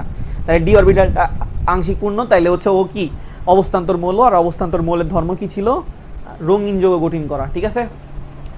64 নম্বর প্রশ্নে কি বলতেছে, সাধারণ তাপমাত্রায় কোন মৌলটা কঠিন? এটা অলরেডি তুমি একবার দেখে আসছিলা, নাইট্রোজেন, সেটা কি অবস্থায় থাকে, গ্যাস অবস্থায়, কারণ হচ্ছে কি ওর ভ্যান ডার ওয়ালস বন্ডের মান কম। ফসফরাস এটা P4, chlorine Cl2, bromine Br2, ঠিক আছে, এদের ভ্যান ডার ওয়ালস বন্ডের মানটা কম, তাই এ হচ্ছে গ্যাস, এ হচ্ছে কি গ্যাস, এর ভ্যান ডার ওয়ালসটা মোটামুটি একটু বেশি, তাই হচ্ছে কি লিকুইড। আর ফসফরাসের ভ্যান ডার ওয়ালসের মানটা সবচেয়ে বেশি, তাই হচ্ছে কি সলিড। এটার একটা ক্লাস আজকে এই ভিডিওতে আপলোড দিছি, যে কিভাবে কঠিন অথবা তরল তুমি কি করবা, ডিফাইন করবা। সমযোজী প্রকৃতিতে সঠিক ক্রম কোনটা? তো এই ক্রমটা বুঝতে হলে তোমার অবশ্যই পোলার আয়ন বোঝা লাগবে, যে পোলার আয়ন বেশি হইলে সমযোজী বৈশিষ্ট্য কি হয়, বেশি হয়। দেখো কার্বনেটগুলো এখানে সবার ক্ষেত্রে কি আছে, সেম আছে, চেঞ্জ হচ্ছে কোনটা, ক্যাটায়ন, তাই না, ম্যাগনেসিয়াম, বেরিলিয়াম, ক্যালসিয়াম। তা আমরা জানি যে ক্যাটায়নের আকার যত ছোট হবে পোলার আয়ন তত কি হবে, বেশি হবে, রাইট। তাহলে আমরা যদি ক্যাটায়নের দিকে তাকাই, বেরিলিয়াম, ম্যাগনেসিয়াম, ক্যালসিয়াম, এদের মধ্যে সবচেয়ে ছোট কোনটা, বেরিলিয়াম, তারপর হচ্ছে ম্যাগনেসিয়াম, তারপর হচ্ছে ক্যালসিয়াম। যেটা সবচেয়ে ছোট পোলার আয়ন ওইটাতে কি সবচেয়ে বেশি। তাহলে পোলার আয়ন কোথায় বেশি হইতেছে? বেরিলিয়াম কার্বনেটে বেশি হইতেছে। আর সমযোজী সবচেয়ে বেশি তাইলে কোনটা? বেরিলিয়ামটাই। আমরা 67 নাম্বার প্রশ্নে আসি, কি বলা আছে খেয়াল করো। IF7 এর আকৃতি কীরকম? এটা যদি শঙ্করায়ন চেক করো, এটা শঙ্করায়নের শঙ্করিত অরবিটাল সংখ্যা আসবে হচ্ছে 7, ঠিক আছে? তাহলে শঙ্করায়ন কী হবে? sp3d3, ওকে। আচ্ছা, এটার স্ট্রাকচারটা যদি তুমি দেখতে চাও, খেয়াল করো, তোমাকে অলওয়েজ বলছি স্ট্রাকচার আঁকতে গেলে উপরে একটা নিচে একটা চোখ বন্ধ করে দিয়ে দিবা, আর বাকি আছে কয়টা? 7টা, 5টাকে তুমি একই সমতলে দিবা, ঠিক আছে? একই সমতলে আমি দিলাম, ওকে। এখন তুমি কি করবা? যোগ করবা। এই 5টাকে যদি তুমি যোগ করো, যে জিনিসটা পাবা সেটা হচ্ছে একই সমতলে আছে। এখন তুমি কি করলা? উপরের সাথে এটাকে যোগ করলা, তাহলে একটা কি তৈরি হলো? পিরামিড। আর এই পিরামিডটা কীরকম? পঞ্চভুজীয় পিরামিড, ঠিক আছে না? আচ্ছা, এখন পঞ্চভুজীয় পিরামিডটা নিচেও তৈরি হবে তুমি যদি এই ফ্লোরিনের সাথে যোগ করো। তাহলে কয়টা পিরামিড হতেছে? 2টা। তাহলে এটাকে বলা যায় পঞ্চভুজীয় দ্বিপিরামিডীয়, ওকে। আচ্ছা, নিচের কোনটা ল্যাটিস শক্তি সবচেয়ে বেশি? আচ্ছা, ল্যাটিস শক্তি বেশি হয় কখন? যখন আকার ছোট হয়, ঠিক আছে? তো ক্যালসিয়াম আর পটাশিয়াম এদের সবারই কয়টা করে কক্ষপথ? 4টা করে। তাইলে এদের আকার বড়, তাইলে এরা বাদ চলে গেছে প্রথমে, ঠিক আছে? আচ্ছা, এখানে সোডিয়াম আছে আর এখানে আছে হচ্ছে কি? অ্যালুমিনিয়াম। ক্যাটায়নের আকার ছোট হইলে ল্যাটিস শক্তিটা কি হয়? বেশি হয়। আর চার্জের মান যত কম হয় ল্যাটিস শক্তিটা তত কি হয়? বেশি হয়। তো সোডিয়াম ক্লোরাইড আর অ্যালুমিনিয়াম ক্লোরাইডের মধ্যে সোডিয়াম ক্লোরাইডের যেহেতু চার্জ কম, তাইলে ওর ল্যাটিস শক্তিটা কি হবে? সবচেয়ে বেশি হবে, ঠিক আছে? কোন বন্ধনটা কম পোলার? ওকে, তো কম পোলার কেমনে বুঝবা? এটা বোঝার জন্য হচ্ছে তড়িৎ ঋণাত্মকতার পার্থক্য চেক করা লাগবে, ঠিক আছে? কি চেক করা লাগবে? তড়িৎ ঋণাত্মকতার পার্থক্য। তো আমি যদি দেখি BCl বোরন, আচ্ছা আমরা এদিক থেকে দেখি, হাইড্রোজেনের তড়িৎ ঋণাত্মকতা কত বলছিলাম? 2.1। আর আয়োডিনের কত বলছিলাম? 2.8। আয়োডিনের 2.8, কার্বনের বলছিলাম হচ্ছে 2.5, ক্লোরিনের হচ্ছে 3.5, কার্বনের হচ্ছে 2.5, ক্লোরিনের হচ্ছে 3.5, বোরন হচ্ছে যেহেতু কার্বনের বাম পাশে, এটার অলমোস্ট 2 এর কাছাকাছি। তাহলে তুমি যদি পার্থক্য চেক করো, এখানে পার্থক্য আসছে হচ্ছে 1.5, এখানে পার্থক্য আসছে হচ্ছে 1, এখানে 0.3, এখানে আসে হচ্ছে 0.7। তাহলে পার্থক্য সবচেয়ে কম কোথায়? এখানে। তাহলে যেখানে পার্থক্য কম হবে সেটা তড়িৎ ঋণাত্মকতা পার্থক্য যেখানে কম সেটাই কি হবে? কম পোলার। বেরিলিয়াম ক্লোরাইড, এখানে কেন্দ্রীয় পরমাণুর অরবিটালে কি ধরনের সংকরায়ন বর্তমান? ঠিক আছে, BeCl2। এখানে কেন্দ্রীয় পরমাণুর অরবিটালে কি ধরনের সংকরায়ন ঘটে? তো কেন্দ্রীয় পরমাণু হচ্ছে কি আমাদের বেরিলিয়াম, এটা শেষ কক্ষপথে 2টা ইলেকট্রন, ক্লোরিন আছে হচ্ছে 2টা, তাইলে সংকরিত অরবিটাল সংখ্যা আসতেছে 2, তাহলে তার সংকরায়ন হবে হচ্ছে কি? sp সংকরায়ন, ঠিক আছে না? আচ্ছা, তারপরে স্টিলে কি কি থাকে? স্টিলে থাকে হচ্ছে আয়রন, কার্বন আর ম্যাঙ্গানিজ, ঠিক আছে? স্টিলে কি থাকে? আয়রন, কার্বন আর ম্যাঙ্গানিজের একটা সংকর ধাতু হচ্ছে কি? স্টিল, ওকে। এবং আমরা পড়ছি এখানে আয়রনের পার্সেন্টেজ কি থাকে? সবচেয়ে বেশি থাকে, ঠিক আছে? স্টিলে iron, carbon, manganese, iron, carbon, manganese. তারপর 72 নম্বরে কি বলা আছে? কোনটাতে সবচেয়ে ছোট বন্ধন কোণ আছে, ঠিক আছে? এটা আমরা অলরেডি পড়ে আসছি। এটার সংকরায়ন হচ্ছে sp3, তাহলে বন্ধন কোণ হচ্ছে 109.5। এটা সংকরায়ন হচ্ছে sp2, বন্ধন কোণ হচ্ছে 120, এটা সংকরায়ন sp3, বাট এখানে লোন পেয়ার আছে তাই বন্ধন কোণ হচ্ছে 109 থেকে কমে 107। এখানে লোন পেয়ার 2 জোড়া আছে, সংকরায়ন sp3, বন্ধন কোণ 104.5। তাহলে সবচেয়ে কম কোথায় আছে? পানিতে। অনেকবার দেখাইছি এগুলো। আচ্ছা, তারপরে কক্ষ তাপমাত্রায় কোনটা তরল? তো তরল কোনটা হবে? তোমাকে একটু আগে দেখাইছিলাম এটা কি? সলিড। কেন? কারণ এখানে ভ্যান ডার ওয়ালস অনেক বেশি। এটা তো সলিড ধাতু, ঠিক আছে? এটা ধাতু তাই সলিড। আর ব্রোমিন আর আয়োডিন, এখানে ভ্যান ডার ওয়ালস বেশি তাই হচ্ছে সলিড, বাট এখানে ভ্যান ডার ওয়ালস কম তাই হচ্ছে কি? লিকুইড। তাহলে লিকুইড কোনটা হচ্ছে? ব্রোমিন, ওকে। আচ্ছা, কোন নিষ্ক্রিয় গ্যাসটা পি ব্লক মৌল নয়? ঠিক আছে, হিলিয়াম হচ্ছে কি? 1s2, তাহলে এটা হচ্ছে কি? এস ব্লক মৌল, কিন্তু এইগুলো হচ্ছে কি? পি ব্লক মৌল, ঠিক আছে? তাহলে আমাদের আনসার হচ্ছে হিলিয়াম। তারপরে কি বলা আছে? কোনটা অম্লীয় অক্সাইড? তো আমরা জানি যে ধাতুর অক্সাইডগুলো কি হয়? ধাতুর অক্সাইডগুলো হয় হচ্ছে ক্ষারীয়, আর অধাতুর অক্সাইডগুলো কি হয়? অম্লীয়, ঠিক আছে? তাহলে আমাদের এখন দেখা লাগবে অম্লীয় অক্সাইড কোনটা? অম্লীয় অক্সাইড আমাকে জিজ্ঞেস করা হয়েছে, ঠিক আছে? তো এখানে ধাতু, ক্যালসিয়ামও ধাতু, লেডও ধাতু, ঠিক আছে? তাহলে ওদের অক্সাইডগুলো কী হবে? ক্ষারীয় হবে। কার্বন হচ্ছে অধাতু, তাহলে কার্বনের অক্সাইডগুলো কী হবে? অম্লীয়। বাট কার্বন মনোক্সাইড এটা হচ্ছে নিরপেক্ষ অক্সাইড, এটা হচ্ছে একটা কার্বন মনোক্সাইড হচ্ছে একটা নিরপেক্ষ অক্সাইড, মানে সে অ্যাসিড বা ক্ষার কোনো ধর্মই কী করে না? শো করে না। আচ্ছা আমার স্ক্রিনটা চলে গেছে, স্ক্রিনটা আসুক। কার্বন মনোক্সাইড সে হচ্ছে একটা নিরপেক্ষ অক্সাইড, সে কি করে না, কোনো ধর্ম শো করে না, তাহলে আমাদের আনসার হচ্ছে কার্বন ডাইঅক্সাইড। ঠিক আছে, এটা হচ্ছে একটা নিরপেক্ষ অক্সাইড, নিউট্রাল। নিক্টোজেন মৌল কোনটা? ঠিক আছে, নিক্টোজেন মৌল। তো আচ্ছা, তো আমরা নিক্টোজেন বলি হচ্ছে কি নাইট্রোজেনের যে গ্রুপ, মানে হচ্ছে পর্যায় সারণীর 15 নাম্বার যে গ্রুপটা, সেটাকে আমরা বলি হচ্ছে নিক্টোজেন মৌল। তো ওই গ্রুপের কি আছে? ফসফরাস, তাহলে নিক্টোজেন মৌল কোনটা? ফসফরাস। তারপরে চলে আসে 77 নাম্বার প্রশ্নে, কোনটা পানিতে দ্রবণীয়? ঠিক আছে, তুমি আবার কি করতে পারো, হাইড্রেশন শক্তি দিয়ে চেক করতে পারো। নাইট্রেট একটা বড় মূলক, ঠিক আছে, নাইট্রেট একটা বড় মূলক, তাহলে এই ব্লেডের সাথে যে বন্ডটা হবে এটা অনেক স্ট্রং হবে। জিঙ্কও একটা বড় মূলক, কার্বনেট একটা বড় মূলক, তো এখানে বন্ডটা কী হবে? অনেক স্ট্রং হবে। কিন্তু ক্যালসিয়াম মোটামুটি এদের মধ্যে সবচেয়ে ছোট, ঠিক আছে, এটা ছোট আর এটা হচ্ছে বড়, তাহলে এর বন্ডটা কী হবে? মোটামুটি উইক হবে। আর বন্ড উইক হলে কি বলছিলাম, পানিতে কি করতে পারে? দ্রবীভূত হতে পারে, তাই আমাদের আনসার হচ্ছে ক্যালসিয়াম কার্বনেট। কোনটা নিরপেক্ষ অক্সাইড? কার্বন ডাইঅক্সাইড, তোমাকে একটু আগে বলছি অম্লীয়, এটাও একটা কি অম্লীয় অধাতু যেহেতু, ঠিক আছে। আচ্ছা, আর সোডিয়াম, সোডিয়াম হচ্ছে ধাতুর অক্সাইড, এটা হচ্ছে কি ক্ষারীয়। নাইট্রোজেন এটা একটা অধাতুর অক্সাইড, বাট এটা অধাতুর অক্সাইড হওয়া সত্ত্বেও কি নিরপেক্ষ। নাইট্রোজেনের টোটাল 5টা অক্সাইড আছে, 5টার মধ্যে 2টা নিরপেক্ষ, 3টা হচ্ছে কি অম্লীয়। ওকে, একটু বই থেকে দেখে নিবা। আচ্ছা, অবস্থান্তর মৌলের বৈশিষ্ট্য কি কি? আমরা জানি যে প্রভাবক রূপে ক্রিয়া, প্যারাচম্বক ধর্ম প্রদর্শন, এটা না, কারণ ওরা কি করে? ওরা হচ্ছে জটিল যৌগ গঠন করে। তাহলে আমাদের আনসার হচ্ছে 1 আর 3। স্ট্যানিক ক্লোরাইডের সংকেত কি?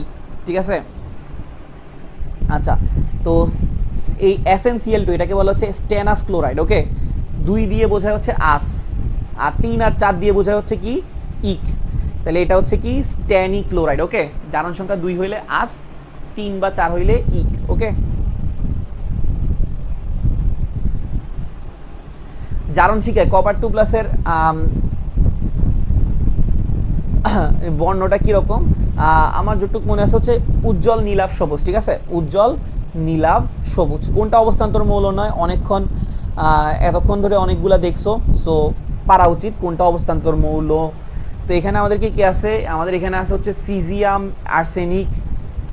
তো অবস্থান্তর মৌল হইতে হলে আমার কি থাকা লাগবে? ডি ব্লক থাকা লাগবে। তো আমাদের এখানে খেয়াল করো, সিজিয়াম, সিজিয়াম হচ্ছে কিন্তু কি এস ব্লক মৌল। আর্সেনিক এটা হচ্ছে পি ব্লক মৌল। সেলেরিয়ামও মনে হয় পি ব্লক মৌল ছিল। ভ্যানেডিয়ামই আছে একমাত্র ডি ব্লক মৌল, এবং তার ইলেকট্রন বিন্যাস চেক করে দেখবা লাস্টে 3D থাকে। ঠিক আছে, তাহলে ডি অরবিটালটা আংশিক পূর্ণ, তাহলে সে কি হবে? অবস্থান্তর মৌল হবে। আচ্ছা, নিচের কোনটা এফ ব্লক মৌলের ধর্ম? ঠিক আছে, এফ ব্লক মৌলের ধর্ম হচ্ছে কি? ওরা হচ্ছে ভারী ধাতু। ঠিক আছে, আচ্ছা, পর্যায় সারণী গ্রুপ 1A মানে 1 নাম্বার গ্রুপ যেটা আছে, এর মৌলসমূহ নিচের দিকে যাওয়া যায় ততই কি হয়? ইলেকট্রনে নতুন করে একটা স্তর যোগ হয়। হ্যাঁ, ঠিক আছে, পারমাণবিক ব্যাসার্ধ হ্রাস পায় না, পারমাণবিক ব্যাসার্ধ হচ্ছে কি বৃদ্ধি পায়। ঠিক আছে, আর ধাতু সক্রিয়তা বৃদ্ধি পায়। ঠিক আছে, তাহলে আমাদের আনসার হচ্ছে 1 আর 3। ওকে, 85 নাম্বার প্রশ্নে আসি। কি বলা আছে? মৌলগুলোর আয়তনের কোন ক্রমটা সঠিক? মানে আয়তন বলতে আসলে আকারটা বুঝিয়েছে, lithium, sodium, potassium, rubidium, caesium. তো আমরা জানি যে উপর থেকে নিচে দিকে গেলে আকার কি হয়? বাড়ে।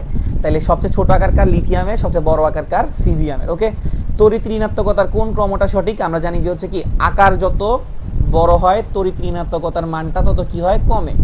তাইলে যেটার আকার ছোট সেটার তড়িৎ ঋণাত্মকতা কী হবে? সবচেয়ে বেশি হবে। তাহলে লিথিয়ামের যেহেতু আকার ছোট, তাহলে তড়িৎ ঋণাত্মকতা লিথিয়ামের কী হবে? সবচেয়ে বেশি হবে। তাহলে lithium, sodium, potassium, rubidium, caesium, francium, এই সিরিয়ালটা ওরা কী করবে? ফলো করবে। ওকে, আচ্ছা, তারপরে কি বলা আছে? তড়িৎ ঋণাত্মকতার সঠিক ক্রম কোনটা? তাহলে আমাদের আবার কি সিজিয়াম আছে, পটাশিয়াম আছে, সোডিয়াম আছে। আচ্ছা, লিথিয়াম, সোডিয়াম, এখানে সিরিয়ালটা কীরকম? কে কে আছে? সিজিয়াম আছে, পটাশিয়াম আছে, বেরিয়াম আছে, স্ট্রোনিয়াম আছে। আচ্ছা, এখানে 2টা গ্রুপ একত্র করে ফেলছে। খেয়াল করো, এরা হচ্ছে গ্রুপ 2 এর মৌল, এরা হচ্ছে কি গ্রুপ 1 এর মৌল। ঠিক আছে, তো গ্রুপ 2 এর মৌলগুলার আকার কিন্তু গ্রুপ 1 এর মৌল হচ্ছে কি ছোট। ঠিক আছে না? গ্রুপ 2 এর মৌলগুলার আকার ছোট, তাহলে ওদের কি হবে? তড়িৎ ঋণাত্মকতা কী হবে? বেশি হবে। তাহলে আমাদের এই গ্রুপ 2 আগে থাকবে তড়িৎ ঋণাত্মকতার দিক থেকে, আর কার থেকে বেশি থাকবে? গ্রুপ 1 থেকে। তাহলে আমাদের আনসারটা হচ্ছে এইটা। আর বেরিয়াম আর স্ট্রোনিয়ামের মধ্যে স্ট্রোনিয়ামের আকার ছোট, তাই তো বোঝা গেছে। ঠিক আছে, আচ্ছা, তারপর হচ্ছে কি মৌলসমূহের আয়নিক ব্যাসার্ধের সঠিক ক্রম কোনটা? এটা অলরেডি অনেকবার দেখে আসছো। Lithium, sodium, lithium, sodium. আচ্ছা, তো আমরা জানি যে লিথিয়ামের আকার সবচেয়ে ছোট হবে আর সিজিয়ামের আকার সবচেয়ে কী হবে, বড় হবে। Lithium, sodium, potassium, rubidium, caesium. তো আমাদের আনসারটা হচ্ছে এটা। 89 নম্বর প্রশ্নে কি বলা আছে খেয়াল করো, কোন মৌলের ইলেকট্রন শক্তি এবং আয়নীকরণ শক্তি সবচেয়ে বেশি? আমরা জানি যে হচ্ছে কি গ্রুপ 17-এর, ঠিক আছে, যাদের আকার ছোট হয় ইলেকট্রন শক্তি আর তড়িৎ ঋণাত্মকতা আয়নীকরণ শক্তি এগুলো কি হয়, বেশি হয়। আচ্ছা, কোন মৌলের তড়িৎ ঋণাত্মকতার ক্রমটা সঠিক? ঠিক আছে, তো তড়িৎ ঋণাত্মকতা বলছি অলরেডি, আকার যত ছোট হবে তড়িৎ ঋণাত্মকতা কী হবে, তত বেশি হবে। তো বেরিলিয়াম, ম্যাগনেসিয়াম এই দুইজন হচ্ছে কি গ্রুপ 2-এর, লিথিয়াম, সোডিয়াম হচ্ছে কোন গ্রুপের, 1-এর। তাহলে যেহেতু বেরিলিয়াম আর ম্যাগনেসিয়ামের মধ্যে ওরা গ্রুপ 2-এর আকার কী হবে, ছোট হবে, একটু আগে দেখছিলাম, আর কার তুলনায়, গ্রুপ 1-এর তুলনায়। তাহলে তড়িৎ ঋণাত্মকতা সবচেয়ে বেশি হবে কোথায়, গ্রুপ 2-তে। তাহলে বেরিলিয়াম আর ম্যাগনেসিয়াম লিথিয়াম আর সোডিয়াম থেকে আগেই থাকবে। আচ্ছা, এখন বেরিলিয়াম আর ম্যাগনেসিয়ামের মধ্যে কাকে আগে রাখবো? যেহেতু বেরিলিয়ামের আকার ছোট, তাহলে অবশ্যই বেরিলিয়ামকে আগে রাখবো। তাহলে আমাদের আনসার হচ্ছে এইটা। ওকে, তো আজকের ক্লাসটা এইটুকু পর্যন্তই। ভিডিও দেখার জন্য অনেক ধন্যবাদ। আর দেখা হবে ইনশাল্লাহ নেক্সট কোনো একটা ভিডিওতে। ভাইয়ার ক্লাসটা কীরকম লাগছে অবশ্যই জানাবা। ওকে, দেখা হবে ইনশাল্লাহ কোনো একটা ভিডিওতে।